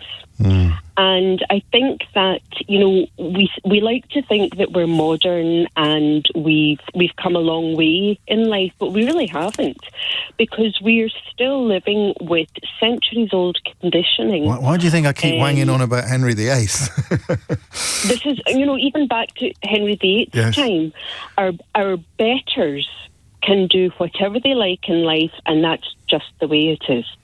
We had all these rich, powerful folk who raped, impregnated their slaves, their maids, and had their own children live in abject poverty. So why would it be a problem for them to do it to somebody else's children? Why should we revere the people who make money, whether it's old money, whether it's new money? Why should we revere them? Are we frightened of them leaving the country and putting people into unemployment? They're only in that position because people have put them in that position through their hard work. So yes, I believe we should take this hit. There are only a few people in America like Jamie Raskin who are actually shouting about this. Yes. They need the entire democratic movement to be doing something about this. A big fan of Jamie Raskin. Something might happen. Yes, and of course, back to our friend with the multiple names and the racism, Nigel Farage in Brexit was very much in Jamie Raskin's sights when Farage went to Congress to give evidence and got handed his backside in a plastic bag by the politician you referred to. But why? Because there's two things going on here, and it may be that I'm indulging myself a bit by distinguishing between the two, and you see them as being inextricable and indistinguishable. But on the one hand, there's the conduct you describe, and I think that the behaviour of I'm thinking increasingly of the men who were sitting behind Donald Trump at his inauguration, these new earls, if you like, these new lords, the sort of equivalents of the Wolseys and the Cromwells in Henry VIII's court, who are possessed of epic wealth, but are powerful only insofar as they keep bending the knee to Donald Trump and, commissioning films about his wife, or all of these people, and some of the people that weren't there, of course, but who are very heavily involved in the project, the behaviours, but then the absence of response and the absence of reaction. I wonder where the line is between complicity and cowardice. Why it is a Jamie Raskin and precious few else. Where are the US journalists working for big organisations? Rolling Stone is doing great work, but I thought this kind of thing would stop the whole world, and it doesn't. It hasn't, and I don't know whether that makes people who aren't shouting it from the rooftops complicit, or a bit cowardly, or just not concerned enough. So the 3 C's: complicity, cowardice, and concern. How do we work out which is the biggest driver of behaviour? I think it's concern. But the thing is, if you think about it, the church finally came into the limelight, but it didn't stop the world. The church didn't lose any money out of bringing people down, but they had gone for centuries of hiding everything. So I think, there are 8 billion of us on this planet. We can take the hit. And I think that we have to actually not just highlight it. What's happened is they've thrown a couple of people under the bus, deservedly. Yes, of course. We've got Andrew Windsor being thrown under the bus, Mandelson, who can't remember receiving the money. If he'd not received that money, he'd have been out there saying, nope, never got that. Nope, never got that. Who here hasn't mislaid 75 grand down the back of the sofa and forgotten it was there, or indeed where it came from? But the other ones are being protected. And half of the files have still not been released. So, and of course what they do, these men, is they respond only to what is in the public eye. So Elon Musk insisting for years that he had absolutely nothing to do with Epstein. Now we've got him essentially, looking forward to a party after the child prostitution conviction. After that conviction, you've got Musk writing to him, wanting to go to a party with girls for the win, ! I cleared my calendar. What are the details? And now he'll try and accommodate that, possibly knowing that there's a lot more that hasn't come out. So all we're going to do is legislate for what has come out while denying constantly that there is anything else, of which the mothership becomes Trump, who is accused in these documents of unbelievably hideous behaviour, claiming that he has been completely absolved. I mean, that is the apotheosis of Trumpism, fake news, allegations of hideous conduct, and the subject of the allegations claiming that he's been completely absolved. I don't know how you navigate these territories. I don't know how you make sense of these events that are happening in real time under our very noses and are being undertaken by the most powerful men on the planet. So you would hope that, you know, for those of us who've been covering the grooming gangs since 2011, when Andrew Norfolk of the Times first started drawing attention to it, and who have been clear throughout that sex abuse, rape, exploitation your reaction to it should not be in any way determined or defined by the background or the ethnicity or the social status or the geographical origins of the perpetrator. You can't find rape more disgusting when a brown man does it than you do when a white man does it. And you can't find rape more disgusting when a white man does it than a brown man does it. So happily, you know, many of us, happily is an old word to use, but many of us have been clear about that from the get-go, even as it leads racists to accuse you of not caring about the stuff they care about much more. So what are they going to do today? Because they're part of the reason why these men are going to get away with this kind of behaviour. You know, you've got Elon Musk having the audacity to address a rally supposedly dedicated to protecting women and girls when he's writing fan mail to Jeffrey Epstein after Jeffrey Epstein has been convicted of procuring a child for prostitution. And this man, the richest man in the world, is writing fan mail to him, begging for an invitation to his parties and addressing him as "my good sir, thank you, good sir." And then he has the audacity to address Tommy Ten Name's ridiculous rally pretending to protect women, while he is begging to go to a party organised by a bloke who'd already done time for procuring a child for prostitution. So where will they be now? The men and the women, the people marching outside hotels, the ones who really, really care about women and girls. How are they going to express their unhappiness with the men who were, until, I don't know, midday Saturday, their actual heroes? James O'Brien on LBC.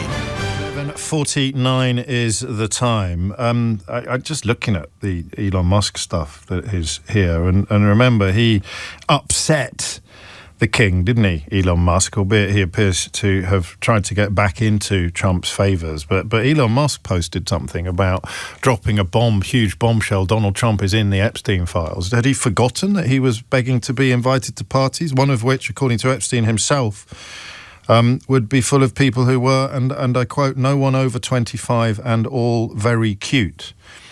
He's now claiming that he didn't realise when he wrote, "so-and-so told me you were planning a party, girls for the win." He didn't realise that girls would be involved. That's what Elon Musk is claiming.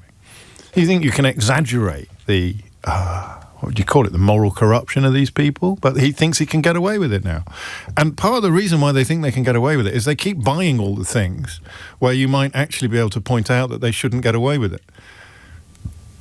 What would Twitter have looked like today if it wasn't owned by Elon Musk? It would have looked very different from how it actually looks. You literally start buying the things that could... I mean, the reason why you do it is to make sure that there's no criticism of the king. In this case, Donald Trump. But of course, when the machinery has been co-opted by the administration, by the regime, then you can protect yourself as well. So where would you go to find out the details on this? If they're now trying to shut down corners of the internet where free speech was at least being practiced. And simultaneously, just as they lie about the dangers faced by women and children in this country from a certain type of man, or they massively exaggerate those dangers, while cozying up to a rich white man with identical perversions and appetites. And they pretend that London is the problem, or that we have issues, so they do the same with free speech, claiming that free speech is under threat, when in fact they're the ones that are shutting down free speech. They're the ones that are shutting down the ability to speak truth to power. Trump even threatening to sue a comedian for telling jokes about him at the Grammys. Catherine is in Manchester. Catherine, sorry to keep you. What would you like to say? No, you're fine. Thank you for having me. First time calling, so I'm a bit nervous. It's only me. Earlier, you were talking about, how would you feel if someone that you knew was writing to Epstein after what all he's done, right? Yeah. And I just wanted to point out that we're not talking about people like me, people like you. We're talking about the elite. So his first plea deal, right, was framed as a resolved issue. And then he served a minimal time. He kept his wealth, access, social standing. And for the elite, that signals that the system has decided he's still safe to associate with. And punishment often works like purification. So if you think about that and you think about the relationships that they have, they're all transactional. They're not moral. So he gets out. He's got all this information on everyone. And if you think about, okay, well, if someone has something on me, are you going to then go and be nice to that person and keep that relationship even at a distance, or are you going to go and slander them? So I feel like a lot of these emails that were sent, a lot of the messages after the fact were more to save face with Epstein, so he didn't think they were talking to authorities. Okay. I mean, that's very much the Sarah Ferguson experience as well, in that she was saying things publicly and then sending him private messages saying she didn't really mean it, but she had to do that. And I quote, 2 quotes, protect her brand. Yeah. And you had also asked, why the world didn't stop. And I think... Well, why it isn't stopping today, why it hasn't stopped this weekend. Yeah. And, I mean, the truth of that is what you're running into. It isn't moral failure at the individual level. It's a collision on how modern power actually, metabolizes harm.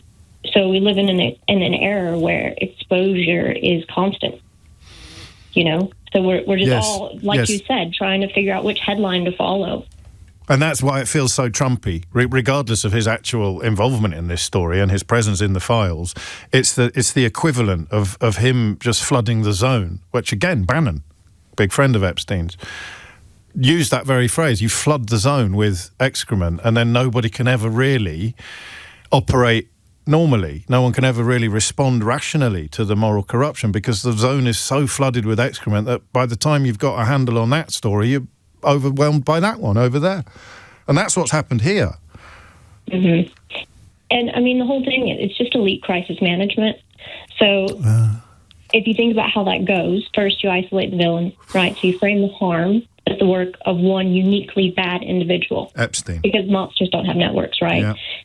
Then you moralize instead of explaining. So you use language like what we were talking about earlier, evil, the devil, they're sick. So it's not the norm. There's something else. That was right? Bannon doing that. Yep. And that was his exact playbook, right? So then you shift the focus to identity, not impact, and you debate who the person is, how they see themselves, or how they're portrayed instead of what they did and who enabled it. And then you normalize proximity to power. So you keep the accused visible, calm, conversational, and then you signal that continuity and access is not rupture.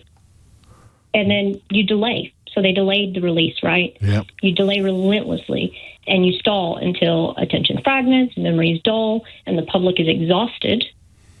And then you let the fatigue replace justice. So we count on the audience moving on long before any consequence arrives. Because these things take ages, I'm from America, but live in the UK. Sure. I can understand kind of what's going on there. And like you said, it's just a pure flood, and the Epstein Files are no different. This is extraordinary. I presume you work in this field of crisis management or something, because you sound like a university professor giving me a quick pep talk before my exam on crisis management. Definitely not a professor, but mainly in cybersecurity, but also majored in behavioral science. Right. In a university. So don't practice in the UK, because UK culture is far different from US culture. I mean, it's perfectly qualified to explain what's been going on in the United States. I mean, right down to the timetabling as well, which is not a coincidence, and the continuing absence of roughly half of the files that full disclosure would demand that we could see, or that somebody could see. And it's a pessimistic analysis, yours, right, Catherine? I mean, you're not offering much hope that there will be light at the end of this particular tunnel. There's just more tunnel. I think that's basically the direction we're heading to in general with a lot of what Trump is doing. And trust me, I can't stand Trump. Sure. One of the main reasons I left America was to get out of there before he was reelected. But honestly, and it's going to sound terrible, I can't believe I'm saying it, I really don't think that he's done anything insanely wrong that's in the Epstein Files. And I could be wrong. Sure. But I don't feel like he would have campaigned on that promise if he had. He didn't really. This is an interesting point. He didn't really campaign on that promise. An awful lot of the people around him did, and he gave them just enough to think he was. Because I used that phrase, he campaigned on the promise, and I got picked up on it. And so I double checked. I looked into it and I looked at some of the references. About probably a dozen texters were saying he didn't actually campaign. That's a strong phrase. It's almost as if that's certainly his supporters thought they were going to get it. But if you look at the history, it wasn't one of the things he routinely. He didn't hit it anywhere near as hard or as often, for example, as he hit deporting foreigners or the racism. So it's there, but it was almost put there by others rather than something that he chose to dance on himself. Yeah, and I highly doubt he wanted to release them, whether he was in them or not. And it'd also be very easy for his administration to admit anything that he was part of, right? Well, he's claiming he's absolved by disclosures that include absolutely unbelievably unpleasant allegations. So, we're back to the Fifth Avenue line again now, aren't we? Where he probably could release it all and claim that it was not true, or it was fake news, or they were alternative fact. I'm very glad you rang in last on this subject, because you have unpacked and unpicked an awful lot of what I have enjoyed talking about for 2 hours, but you've really brought your A game to this conversation, Catherine. I'm extremely grateful to you. Yeah, I appreciate it. No, I appreciate you. Thank you very much. And also a quick word on why sometimes, but not often, I point out that I need to hear from women. Despite the fact that there's lots of men queuing up to talk to us, sometimes, as Ellie, I think it was, who put it best, is I like to hear what other people have got to say before I stick my oar in. That's my phrase, not hers. And it's all good. I welcome all calls. All calls have been great. But I think the second hour, in many ways, elevated the conversation in ways that the first hour didn't. The first hour went to different places. But I'm very glad that we did that in the way that we did it. And if I hadn't been, then Catherine coming in at the end there would absolutely have vindicated every decision we've made. That's it on this subject. We move on next. I'm going to do something completely different. All right? Goodness knows that we almost need a little bit of a mind wash after some of these conversations. Video game addiction is in the news, and I think I might have it. James O'Brien on LBC. 3 minutes after 12 is the time, and you are, lest there be any confusion, listening to James O'Brien on LBC. You have to be a little bit careful with stories that look at percentages rather than figures. The Telegraph have undertaken a desperate attempt this morning to portray us as paying considerably more than every other country in the G7 in disability and sickness benefits. But the more you dig into the story, the more you realise that it's effectively propaganda. You're talking about shifting percentages, relatively small figures, but if it gives right-wing client journalists an opportunity to attack the government, then it's mission accomplished, isn't it? So the numbers here are not huge. I want to make that clear. The number of kids referred for gaming addiction treatment on the NHS has increased by 500% in just 6 years. This is actually journalism 101. This is an interesting lesson in how tabloid media works. It's done what, James? It's gone up by 500% in just 6 years. So what is your thought now? If I said to you, the number of children being referred for gaming addiction treatment on the NHS has gone up by 500% in 6 years, take a rough guess. In fact, text it to me, 84850, or WhatsApp me on 0345 6060 973. It's gone up by 500%. What do you think the figure is now?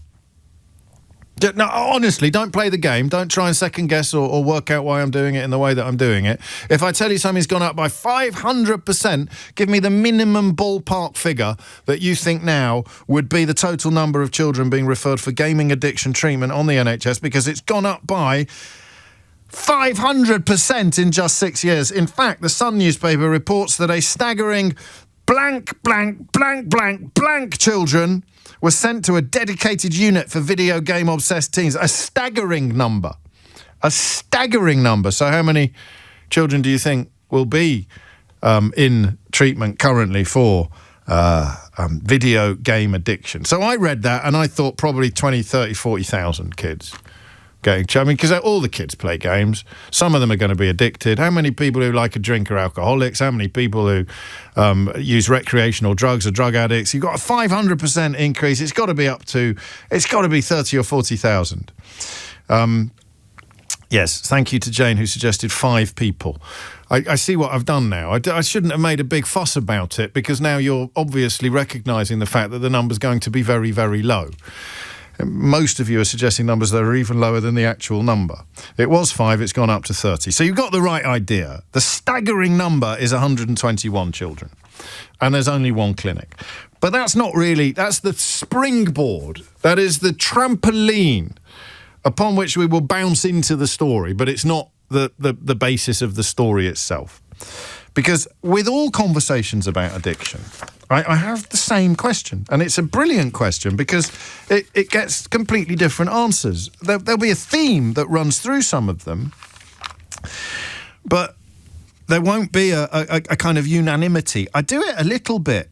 I like these questions. I like questions, do it a little bit oddly, well, with all areas of mental health, because there is a temptation, and I think we saw some evidence of that this morning, by the way, as immigration figures continue to come down, as I told you they were going to do, and people who depend upon hatred for their pay packets, they will be turning more and more attention to people with disabilities and people who are sick.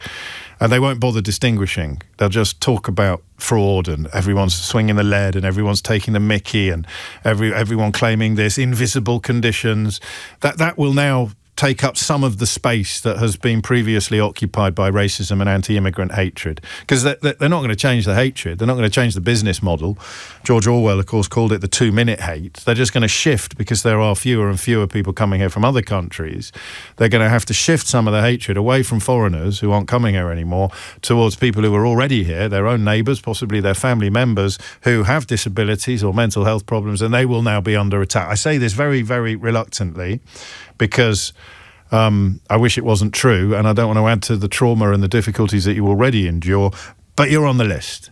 If you're in receipt of a disability benefit, if you have mental health problems, you heard it a little bit, you got a little flavour of what's to come with the conversations about Motability cars. I don't know how close you were to that topic, but the kind of people who dedicate their careers and their lives to demonising and denigrating otherness, the kind of people who would have been writing for the Sun newspaper 30 or 40 years ago about AIDS and gay people, then moved on to immigrants and foreign people, and because there's not going to be much of an immigration issue left by the end of this parliament, you just be very careful if you are disabled or if you are in receipt of a disability benefit, because they are going to come for you with exactly the same weapons that they went for people who are or look a bit foreign.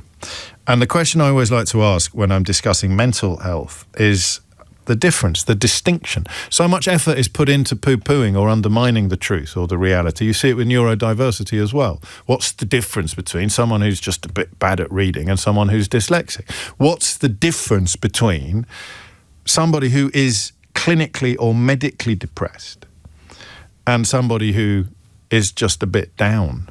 It's one of the most insidious things that has crept into public discourse in recent years, particularly in a phone-in context. And happily, we don't do it on this programme. That you will take a call from somebody who says that depression doesn't exist because I have been sad. It's a bit like taking a call from someone who would say that there's no such thing as a common cold because I've never had one. Therefore, everybody else must be lying. I've never had a cold. I've never been clinically depressed, but I have been a bit sad. Therefore, clinical depression is just a lie that's told by people who are actually just a bit sad and they're exaggerating it for money, and they probably get a BMW from Keir Starmer personally. I mean, you've heard the calls. You've heard the kind of quotes, journalism end quotes that I'm talking about. And depression is another one. There's no such thing. Or invisible conditions, which is a pejorative used by people who want to deny the existence of hideous, crippling conditions that reduce people to living lives that are entirely unenviable, but the tabloid model depends on making you envy them. Which, somewhat surprisingly perhaps, brings us to video games. Because I don't know what the difference is between playing too much because you should be doing your homework or working on your next book or doing your chores or digging the garden or, I don't know, just doing nice, normal things and actually being addicted. It's a fascinating thing, isn't it, addiction? We talk about it a lot, and it applies to so many areas of life. But who can actually, in the context of video games, who can actually describe the difference between playing a little bit too much, or even a lot too much, and having a condition that needs treating? And that's what I want you to tell me. I want you to describe the difference to me between playing games a bit too much, because I know I'm not addicted. That was a very irresponsible hook and tease that I did just before the news. But something a bit weird happened this morning that hasn't happened to me since I was a teenager. Don't worry, it's perfectly clean. I found myself, as I prepared to come to work and talk to you, which ordinarily puts a huge spring in my step, I actually found myself wistfully imagining that I could spend the whole day today playing a game that I have got into in the last week. I went for years not playing video games. I used to play them all the time. I've told you this before. Very few people believe it, but it's true. You can check. I was the video games... If I told you I was the video games editor of a national newspaper and you didn't know which one it was, what would be the very last newspaper you imagined? I was the video games editor of a national newspaper. Yep, you're right. It's that one. I mean, it's extraordinary, really. It's extraordinary how far they've fallen since I left. That's what I think is the problem. So I was the video games editor of the Daily Mail newspaper. And that was one of the cushiest little numbers I have ever had in a life full of cushy numbers, both little and large. I would be sent almost every game released. Well, in fact, if I wanted it and I hadn't been sent it, all I had to do was make a phone call or drop an email and I'd get it. I got sent consoles, I got sent games, I got sent what I have subsequently discovered is called merch, I got sent collectibles. I remember sticking one on eBay after it had been sent to me. It was like a limited edition Street Fighter joystick, and some lad got on the train from Northampton to come and buy it off me at the train. I met him at the station after work. I mean, the extraordinary freebies. And I remember I have had a career of freebies. Since I became a showbiz journalist, I'd get sent every CD on, but the game stuff. And then, madly, it coincided with me becoming a parent. So a lifetime of playing video games. When I started on daytime television, I went from being showbiz editor of the Daily Express to being an hour-a-day pundit for more money on daytime television. And it meant that I finished at 11 a.m., whereas in my previous job, which I was doing the week before, I hadn't finished at 11 p.m. My phone would ring at midnight, almost every night. It would be the night editor saying, why on earth haven't you got this story that your rival has got? And it would be the same conversation every night. And I'd either have to try and pretend it wasn't true, or I'd have to just apologise and promise, all right, I'll write you 500 words for the second edition. So I went from being ludicrously overworked and quite well paid to being ludicrously underworked and even better paid.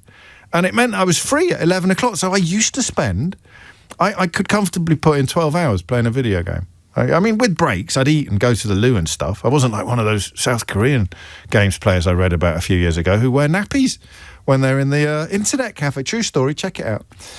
And then, unfortunately, when I should have really been in my pomp as a video games player, I became a father. And I couldn't justify it. I kept it up for about 6 months, maybe a bit longer, but you just could not justify getting paid for reviewing games if you couldn't put the hours in to play them. And thank God I didn't try. I'd much rather have spent time with my new baby than with Grand Theft Auto. But it was a very unfortunate juxtaposition of timing. If it had happened 10 years earlier, I may never have done anything else. If it had happened 10 years earlier, I could have become a video games person. That would have been like my career. But it didn't. It happened at roughly the time, a couple of years before I became a parent, so not long after becoming a parent, I knocked it on the head, and I have barely played a game since. Until about a year ago, when I came across a game called Indiana Jones and the Grand Circle, or Indiana Jones and the Great Circle. And I just really liked the look of it. It must have popped up on my internet, on my feed, social media feed. And I love Indiana Jones, and I love those Tomb Raider type games. They're the ones I used to love playing most.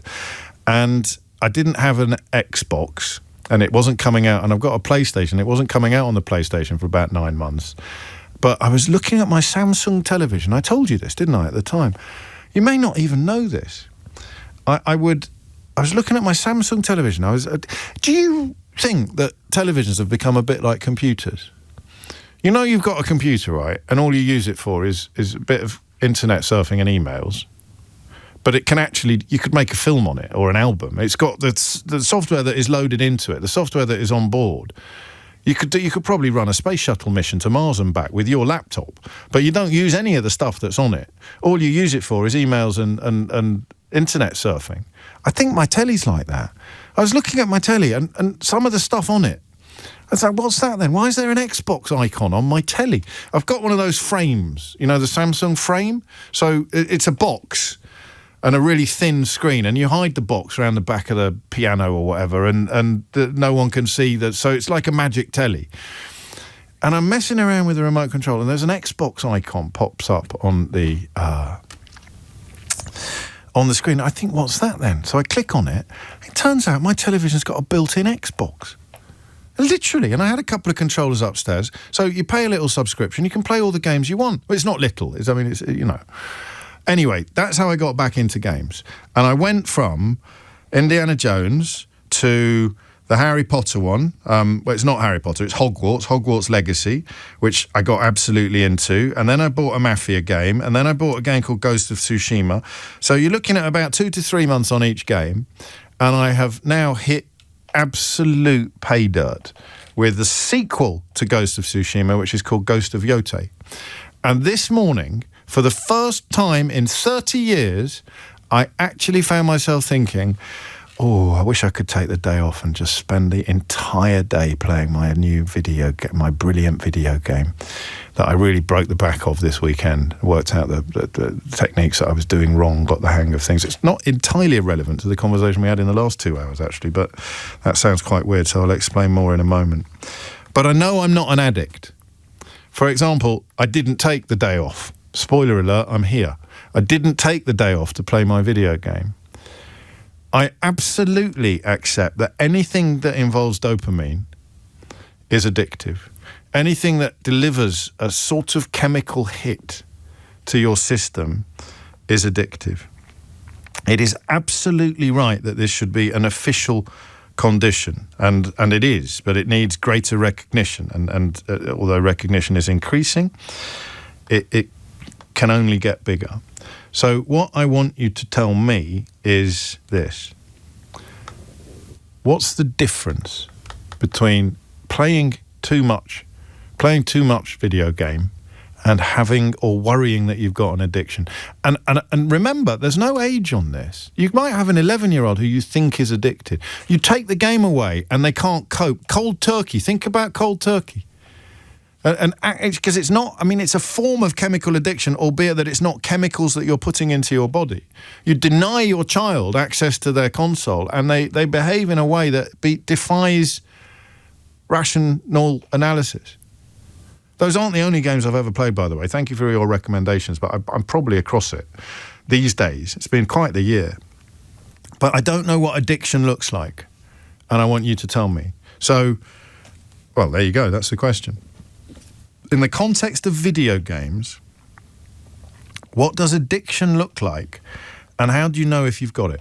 All right, hit the numbers now, you will get through. 0345 6060 973. And think about the difference, the distinction between perhaps playing an unhealthy amount but not being addicted and actually having a medical condition. Where is the line between excess and medical condition? Because I honestly don't know, but I think between us we should be able to work it out. Hit the numbers now, you will get through. 0345 6060 973. When does video game enjoyment become video game addiction? James O'Brien on LBC. 22 minutes after 12 is the time. It's an interesting question, isn't it? Because you might think you know the answer. When does an enthusiasm become an addiction? In this case, video games. But actually you don't. I would, today, if I could, spend 12 hours playing Ghost of Yotei. I'd stop off for Jaffa cakes and toilet breaks and things like that. But I would enjoy nothing more today than sitting down and playing 12 hours of this game that I am absolutely enthralled by at the minute. Obviously, if it was getting on Mrs. O'Brien's nerves, or if there was something that she wanted to do, I would happily go and do it. And I probably wouldn't do 12 hours on the game if she was in the house, because I would, in many ways, rather spend time with her. But there is a space, there is a universe in which she'd be out at work all day and I would be on the PlayStation for 12 hours straight. And I'd go to bed and close my eyes and I'd see the game unfolding in front of me. And a bit like Tetris is always bad for that. So if I have that feeling, were I to indulge it for what, a month? Would I be addicted at the end? How would I know I was addicted if I was still loving it? That's something that... this text is signed Hamlet, and I have no reason to doubt the veracity of that name, although it's not a name you come across very often in Kidderminster. The biggest difference is enjoyment, James, says Hamlet. To enjoy or not to enjoy, he didn't write. That is the question, especially when you're self-medicating, even if you're not aware of it. If you're enjoying the game, you're probably safe. My addiction was at its worst when I was playing even when I wasn't enjoying myself. Yeah, I can't quite imagine that. Actually, I genuinely can't quite imagine that. And as Becky says, if you can't cope without it, or your partner tells you they are lonely despite you being there, then you need to back off a bit and put the controllers down. You see, you wouldn't say that to someone reading books, would you? You wouldn't say to someone, I wish you'd put that book down and pay more attention to me. There's something about video games that lend themselves to... Well, I don't know. Anyway, let's get some calls on. Jace is in Measham in Leicestershire. Jace, what made you pick up the phone? Hi, James. Good to speak to you. I come from a background of playing games for a long time. So I'm 48. I've been playing since I was 7 years old when I got my first Spectrum. Same. I've gone What was your through, favourite Spectrum game? Oh, Spectrum. It must have been, I think Black Hawk was one of my first ones. That was like a Harrier game. So from there, now I'm the parent of teenage children. So obviously I've seen gaming come from where we started into where it is now. Yes. And on my journey, I've gone through gambling addiction and close to gaming addiction myself at various points. So I can identify where it is. Where is it? I think just to be clear, with gambling you crossed the line into addiction, but with video games you haven't. So you've got a clearer idea than me of where the line actually is. That's what I think, yeah, and I think I see it now in the children at the moment, because with games being made particularly to keep them enthralled and to then push on to the microtransactions, which is what the model is. It's the games are built in such a way that they feed that addiction with those continuous dopamine hits, and games like Fortnite and Roblox do that very, very well. And the way that I identify that now within my teenage son is the level of reaction when you take them away from that. So to the point where there's a family day out, we're going out swimming, for example. He'd rather stay at home and play the games. But that doesn't... I'm going to be quite strict this hour. Well, it's only 45 minutes. Simon Marks is joining us at 1:45. I'm going to be quite strict because, swimming can be a bit rubbish. I'd rather play my video game. That's not a sign of addiction. Unless they loved swimming last year, and it was the best day out, or the best day of the week, and now they can't. Do you see what I mean? It's a bit like saying, why don't kids play outside anymore? To which I used to respond by saying, have you seen the latest video games? I mean, are you mad? Of course they're not going to play outside. They can go to the moon and back in like real time, virtual reality. So that's not quite enough. I don't want to go out, Dad. I want to carry on playing my game. But I think it's how that reaction manifests in terms of anger and of the need to, as soon as they get back from being taken out, the first thing they do is go on and jump straight back on that game. I think I enjoy games every single day, but it's that very fine line, I think, with those reactions. And I think when things do affect outside of where you are, that's when it becomes that addiction. Now, I've been in the position where I played a mobile game at a very high level, and I was staying up till very late at night or stopping my work to play these things on certain timed events. So it is there. There is a line, and addiction to games is an actual thing. So we may not be able to draw the line as completely clearly, but just in a couple of sentences, what is the difference between the new games like your Fortnite? I know it's not new, but it's new in context, and a traditional game like Call of Duty. Is Fortnite's more addictive because it's got these financial mechanisms in it? I think as well as the financial, I think it's the fact that there's that always online thing. So you and I, we know the benefit of playing a single player game and having that experience yourself. Yeah. It's very much about that shared experience they have now. And the thing where they've got the constant feedback with their friends and that constant shared experience that's always active, I think. It just exacerbates the addictive element to it, and that sense of it's going on when you're not there. Can you get addicted to the kind of games that I play? I don't think so, James. I think because you finish them. Because you finish them. You finish them. There's an end thing, isn't there? There's not that constant next game, because you've got an end point to reach.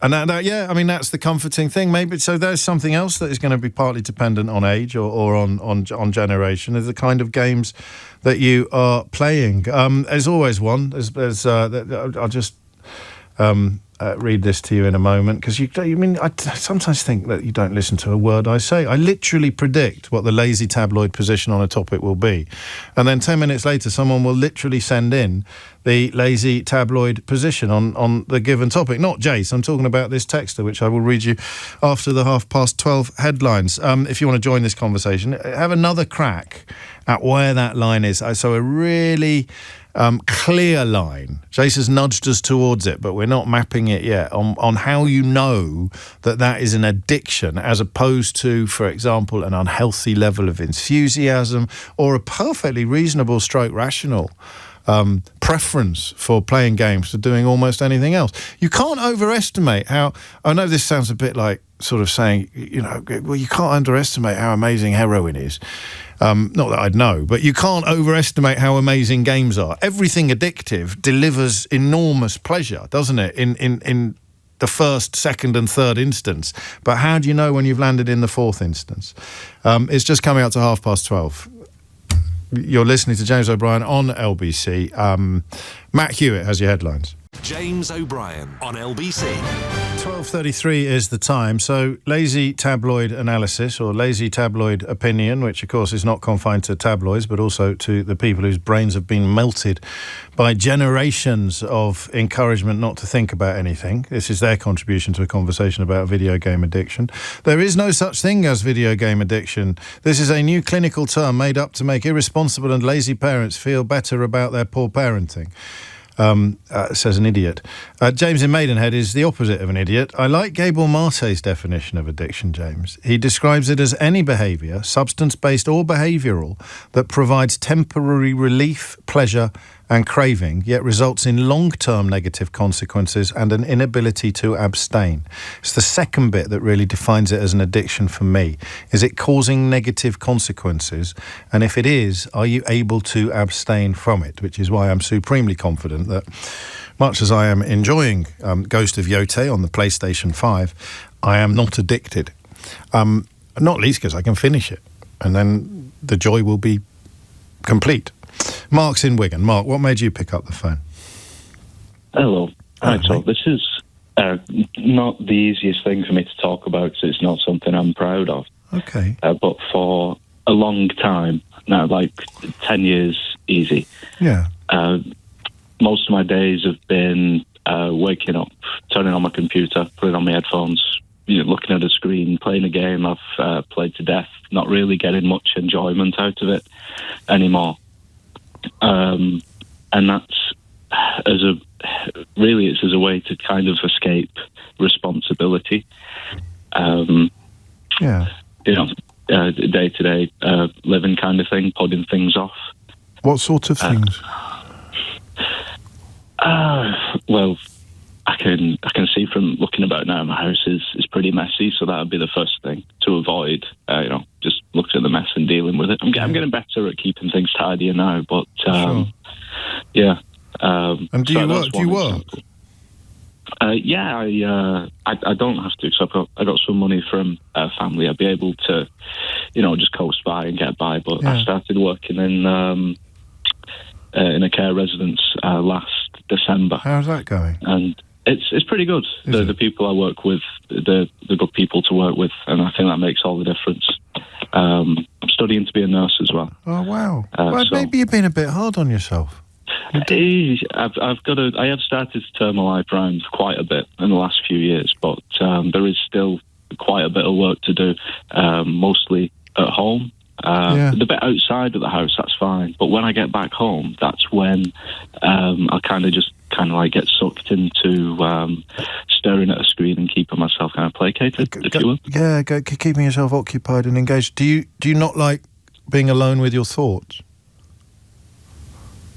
Well, I think I have to be used to that, and I've no issue with that because I've always been kind of living on my own and on my own, so I wouldn't say that's a problem. What is it that you?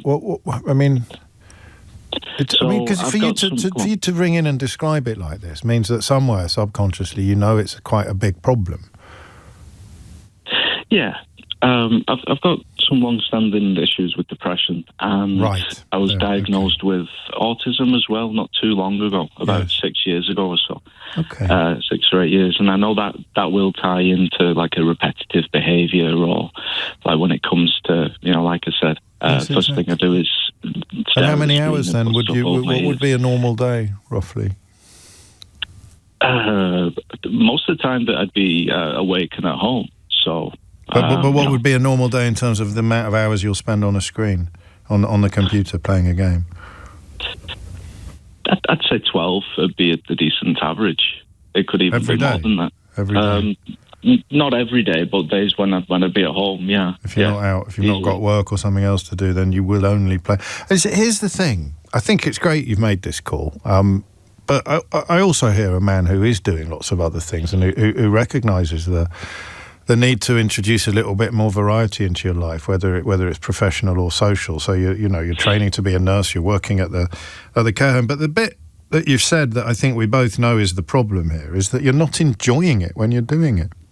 That's it, yeah, and I think that's what makes it the difference between just someone who plays a lot of games and someone who might have, that's where the problem starts. That's why I asked about not being comfortable with your thoughts. Responsibilities as well. Yeah, you keep using that word as well. I mean, it's putting off chores, putting off boring things, but not because there must be a bit of not wanting to be. Because I get this a bit as well, or I used to before I had therapy, in that I'd need to do something. I don't just want to sort of sit there and stew, as it were. But you don't think that's going on with you at all? Oh, no. That's absolutely the number one problem I've got going on in my life at the moment. It is that putting things off and, just being quite stationary, if you will, a lot of the time. Yeah. And you live on your own? Yeah. I've called you before. I think the first call that I made a few years ago, I called about cats. I think so. Yeah, I have those cats. If you were really, really addicted, you'd probably be putting great effort into denying that you had a problem at all, wouldn't you? Well, no, I have to agree with something that the lazy tabloid guy who texted I have to agree a bit, but this is just from my perspective. Yes, of course. Because I don't agree with him wholeheartedly by any means, but the way that it's being labelled clinically, as to say it's a video game addiction. Now, to me, I don't really think it's so much a video game addiction. It's just the behaviour that I'm adopting to manage the symptoms of depression, if you will. A lot like you're self-medicating. Yeah, but just like the other guy that you commented on just after, where short-term relief long-term, I can't remember how you phrase it. It's not me, it's Gabor Mate, who's like an extraordinary writer, and I always forget precisely how he describes himself, but he's very, very strong on therapeutic treatment and childhood trauma and all of the things that propel us into doing things that aren't very healthy or very good for us, because we think that they'll fill a hole inside that can only really be filled with love and self-care.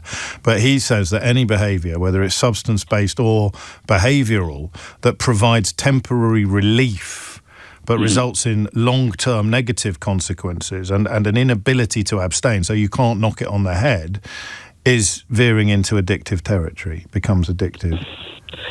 No, I did find that an interesting... but that's what you've described. Yeah. He's describing you. Well. Sure. You've heard of Sigmund Freud? Yes, of course. Do you know, have you heard of his daughter Anna? I have, yes. She's founded a big clinic in this country and continues to do amazing work. Right, I didn't know that. But she did a lot of work on defense mechanisms and what people do when, just psychologically, where we put things off in the short term to protect ourselves, and in the long term, it can cause a problem, if it goes on for too long. Yeah. I just found it interesting, because I do think addiction is an interesting thing. And there seems to be quite a lot of correlation there between those two quotes there. Yes. As well. Well, maybe. I mean, the relationship between trauma and addiction is probably better explored than other motivations. But be kind to yourself, mate. I'm not going to patronise you, but you sound like a lovely bloke, and don't forget that it may be, if you were playing 4 hours a day, it would be because that is literally the best thing you can do for 4 hours a day. There are times in my life where my schedule allowed it. I have absolutely no regrets for the amount of time that I spent playing video games. But when you say that you're not enjoying it, that is for you and for me when the alarm bells go off, isn't it? Because that's what could you be doing instead? Stay safe, Mark, seriously. 12:42 is the time. Oliver is in Putney. Oliver, what would you like to say? Hi, James. I hope you're well. I am, mate. So mine might be a little bit different. So I went to university when COVID started. Oh, yeah. And so I was doing all my coursework from home. So I was on the console a lot. And I got addicted to FIFA points, which then led to me spending more time on my Xbox. So I was spending about $7.99 a day, maybe, which over the course of 18 months added up to about £5,000 of my university loan. Yes. How do you know it was an addiction? I mean, clearly it was, because you wish that you hadn't been doing it, I think. So I knew it was an addiction when I would look at my bank balance and I might be on maybe, £37 or something. And I'd go, oh, you know what? Another £12 won't hurt or something, when I knew I shouldn't be doing it. And that led to me, because I was financially invested, I continued playing more hours. And I just had to go cold turkey when I found my now fiance, and then I had to stop completely, because even on phone games, I was still. Forgive me for not knowing this. I used to play a lot of FIFA, but I don't anymore because my mate moved. But what are FIFA points? How does that work? So it allows you to open packs to get better players. So because I wasn't great, I was always having to catch up. Oh, so I was always that for me money. that's evil, isn't it? When you can actually pay money to substitute skill or improvement, so you play and play and play and play and get better and better and better and better, and then someone else can come along and pay money to get the same. Exactly. And when you've spent that much, it almost forces you to play more, because now you've got that financial link to it where I can't just stop playing now. I've spent this amount of money on it. How easy was it when you went, to use your phrase, cold turkey? What was that like? I don't think I'd have been able to do it without my now fiance, because she basically made me stop everything. She made me physically do hours of the uni work instead, because my grades were lacking. And then I basically just started doing secret comedy clubs and all that kind of stuff. So I just traded my £15 a day for activities on the weekend with my partner. And now I got a house and a mortgage, so it's all good now. But that's a lovely story. Crikey. There is something there that's hard to nail, but when you hear it, you know it's been nailed. On the wrong side of the line and then on the right side of it, but still hard to pinpoint precisely where that line is. I'm spending too much money. I'm spending too much time. I'm not enjoying it. And why are you doing it? I can't not do it. That's an addiction. isn't it? I'm not enjoying it. I used to enjoy it, but I'm not enjoying it. Well, stop then. I can't stop. It's 12:45.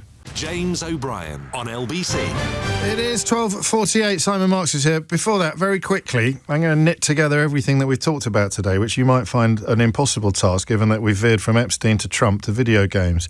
But the video game I'm currently playing, Ghost of Yotei, is a sequel to a video game called Ghost of Tsushima, and I was really bad at it. I was brilliant at the first game by the time I finished it. I couldn't understand why I was playing so badly on the second game. And then I realised I'm playing as a woman. And everything is different. The mechanics are different. The relationship between strength and threat and physicality is different. And as soon as I realised I was playing as a woman, the game changed completely, which is kind of relevant to what we were talking about in the first couple of hours of the programme. And staying with that, Nigel Farage has been bemoaning the failure of the United Arab Emirates to buy the Daily Telegraph, which is extraordinary. He's accused Britain, his country, of course, of being not very straight with the UAE, which is an interesting development, given that not that long ago he said he would be deeply uncomfortable if that deal went ahead. Whether or not this has anything to do with the fact that Nigel Farage has been visiting Dubai a lot. I think he attended a Grand Prix, perhaps as a guest of the UAE government, and his position has changed. And it is to the UAE that I will turn Simon Marks's attention first this afternoon, because we talk often about how hard it is to keep up and how flooding the zone with questionable or possibly corrupt behaviour has become so commonplace that you can be forgiven for missing events. But this $500 million deal that Donald Trump struck with an Abu Dhabi sheikh shortly before his presidential inauguration deserves a little more coverage, Simon. It certainly does, James, and the coverage, of course, has been sparked by investigative reporting done by the Wall Street Journal that was published within the last few days. Again, an example of the Journal, a Murdoch-owned publication, really going for it as far as Donald Trump is concerned. We've seen similar actions in the last few days from the Journal accusing the White House of lying over the killing of Alex Pretty in Minneapolis. But what the Wall Street Journal revealed is that 4 days before Donald Trump's inauguration in January of last year, a $500 million stake was purchased in World Liberty Financial. That's his big crypto business. And the purchase was made by a UAE sheikh, Sheikh Tahnoon bin Zayed Al Nahyan, who is the national security advisor to the government of the UAE. It was two of his aides that made the purchase and joined the board of World Liberty Financial. Now, this was never disclosed to the American public. And remember that when Donald Trump was first president, back in January of 2017, we went through all of this kabuki because people were concerned that there were going to be conflicts of interest between business and statecraft. And so Donald Trump at one point showed up surrounded by, stacks of documents, and he signed a piece of paper claiming that he was putting his businesses into the control of his family and he would have nothing further to do with them. When reporters in the room asked to see the papers, they were told they couldn't possibly look at them because they were confidential documents. The suspicion has long been that many of those binders were filled with blank pieces of paper.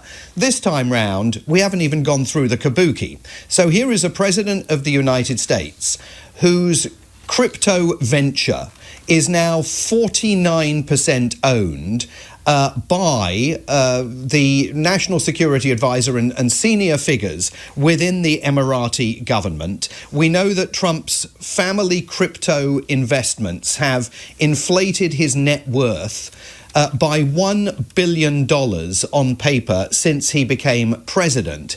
And the conflict of interest question arises in a couple of different areas. I mean, first of all, the Wall Street Journal and the New York Times reporting that the Emiratis secured an agreement from the Trump administration for the United States to sell hundreds of thousands of advanced AI computer chips to the Emiratis, even though national security figures within the Trump administration said that they were concerned that those AI chips via the Emirates could end up in the hands of China and be used to develop Chinese weapon systems.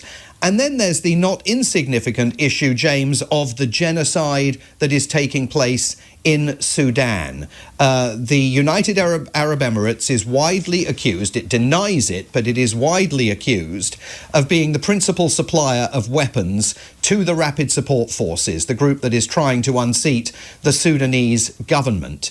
And it is absolutely clear that the Trump administration is under continuing pressure to do more to make representations to the UAE about those arms supplies to the RSF. Indeed, in a paper that was published last week, before we knew about this acquisition of World Liberty Financial, this 49% stake in it by the Emiratis, the Atlantic Council published a paper saying, given Trump's close ties to Abu Dhabi's leadership, there is reason to doubt whether the White House would press the UAE to curtail its support for the Rapid Support Force. And that was before we knew that 49% of his crypto venture had been sold to the Emiratis. I should say that the White House insists, and this is a quote from White House counsel David Warrington, that President Trump performs his constitutional duties in an ethically sound manner,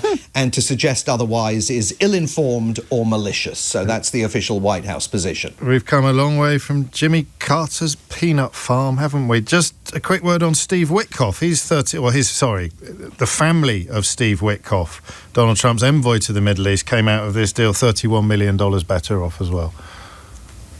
Yeah, and the polluting aspects of money from the region are everywhere within Donald Trump's inner circle. The Saudis made a significant investment in Jared Kushner's private company before Donald Trump came back into power.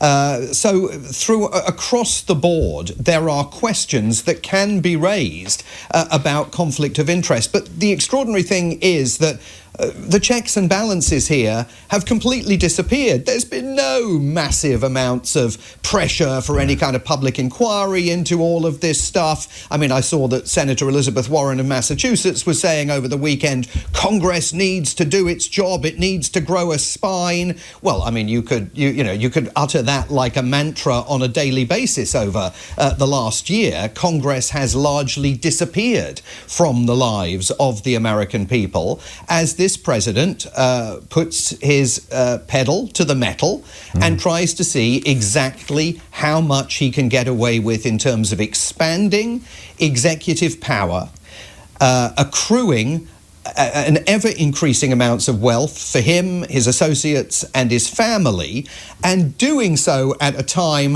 when Americans across the board are saying in poll after poll after poll that they are concerned about the rising costs of groceries at the supermarket every weekend, far more than they are impressed by the growths of their 401k retirement accounts under Donald Trump's stewardship over the last year. And our very own Timu Trump, Nigel Farage, has changed his views on the UAE's attempt to buy the Daily Telegraph. By complete coincidence, shortly after, he enjoyed a 10 grand jolly to Abu Dhabi to attend a Formula One Grand Prix.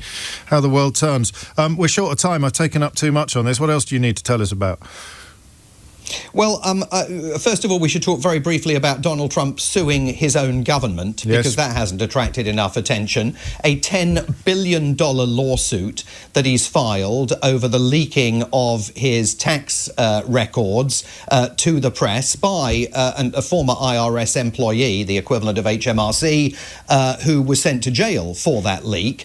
Donald Trump said over the weekend he might settle it. He's thinking of settling the lawsuit, and it'll be okay because he won't keep the money. No, he won't keep the money. Okay. He's going to give the money to charities, unnamed charities.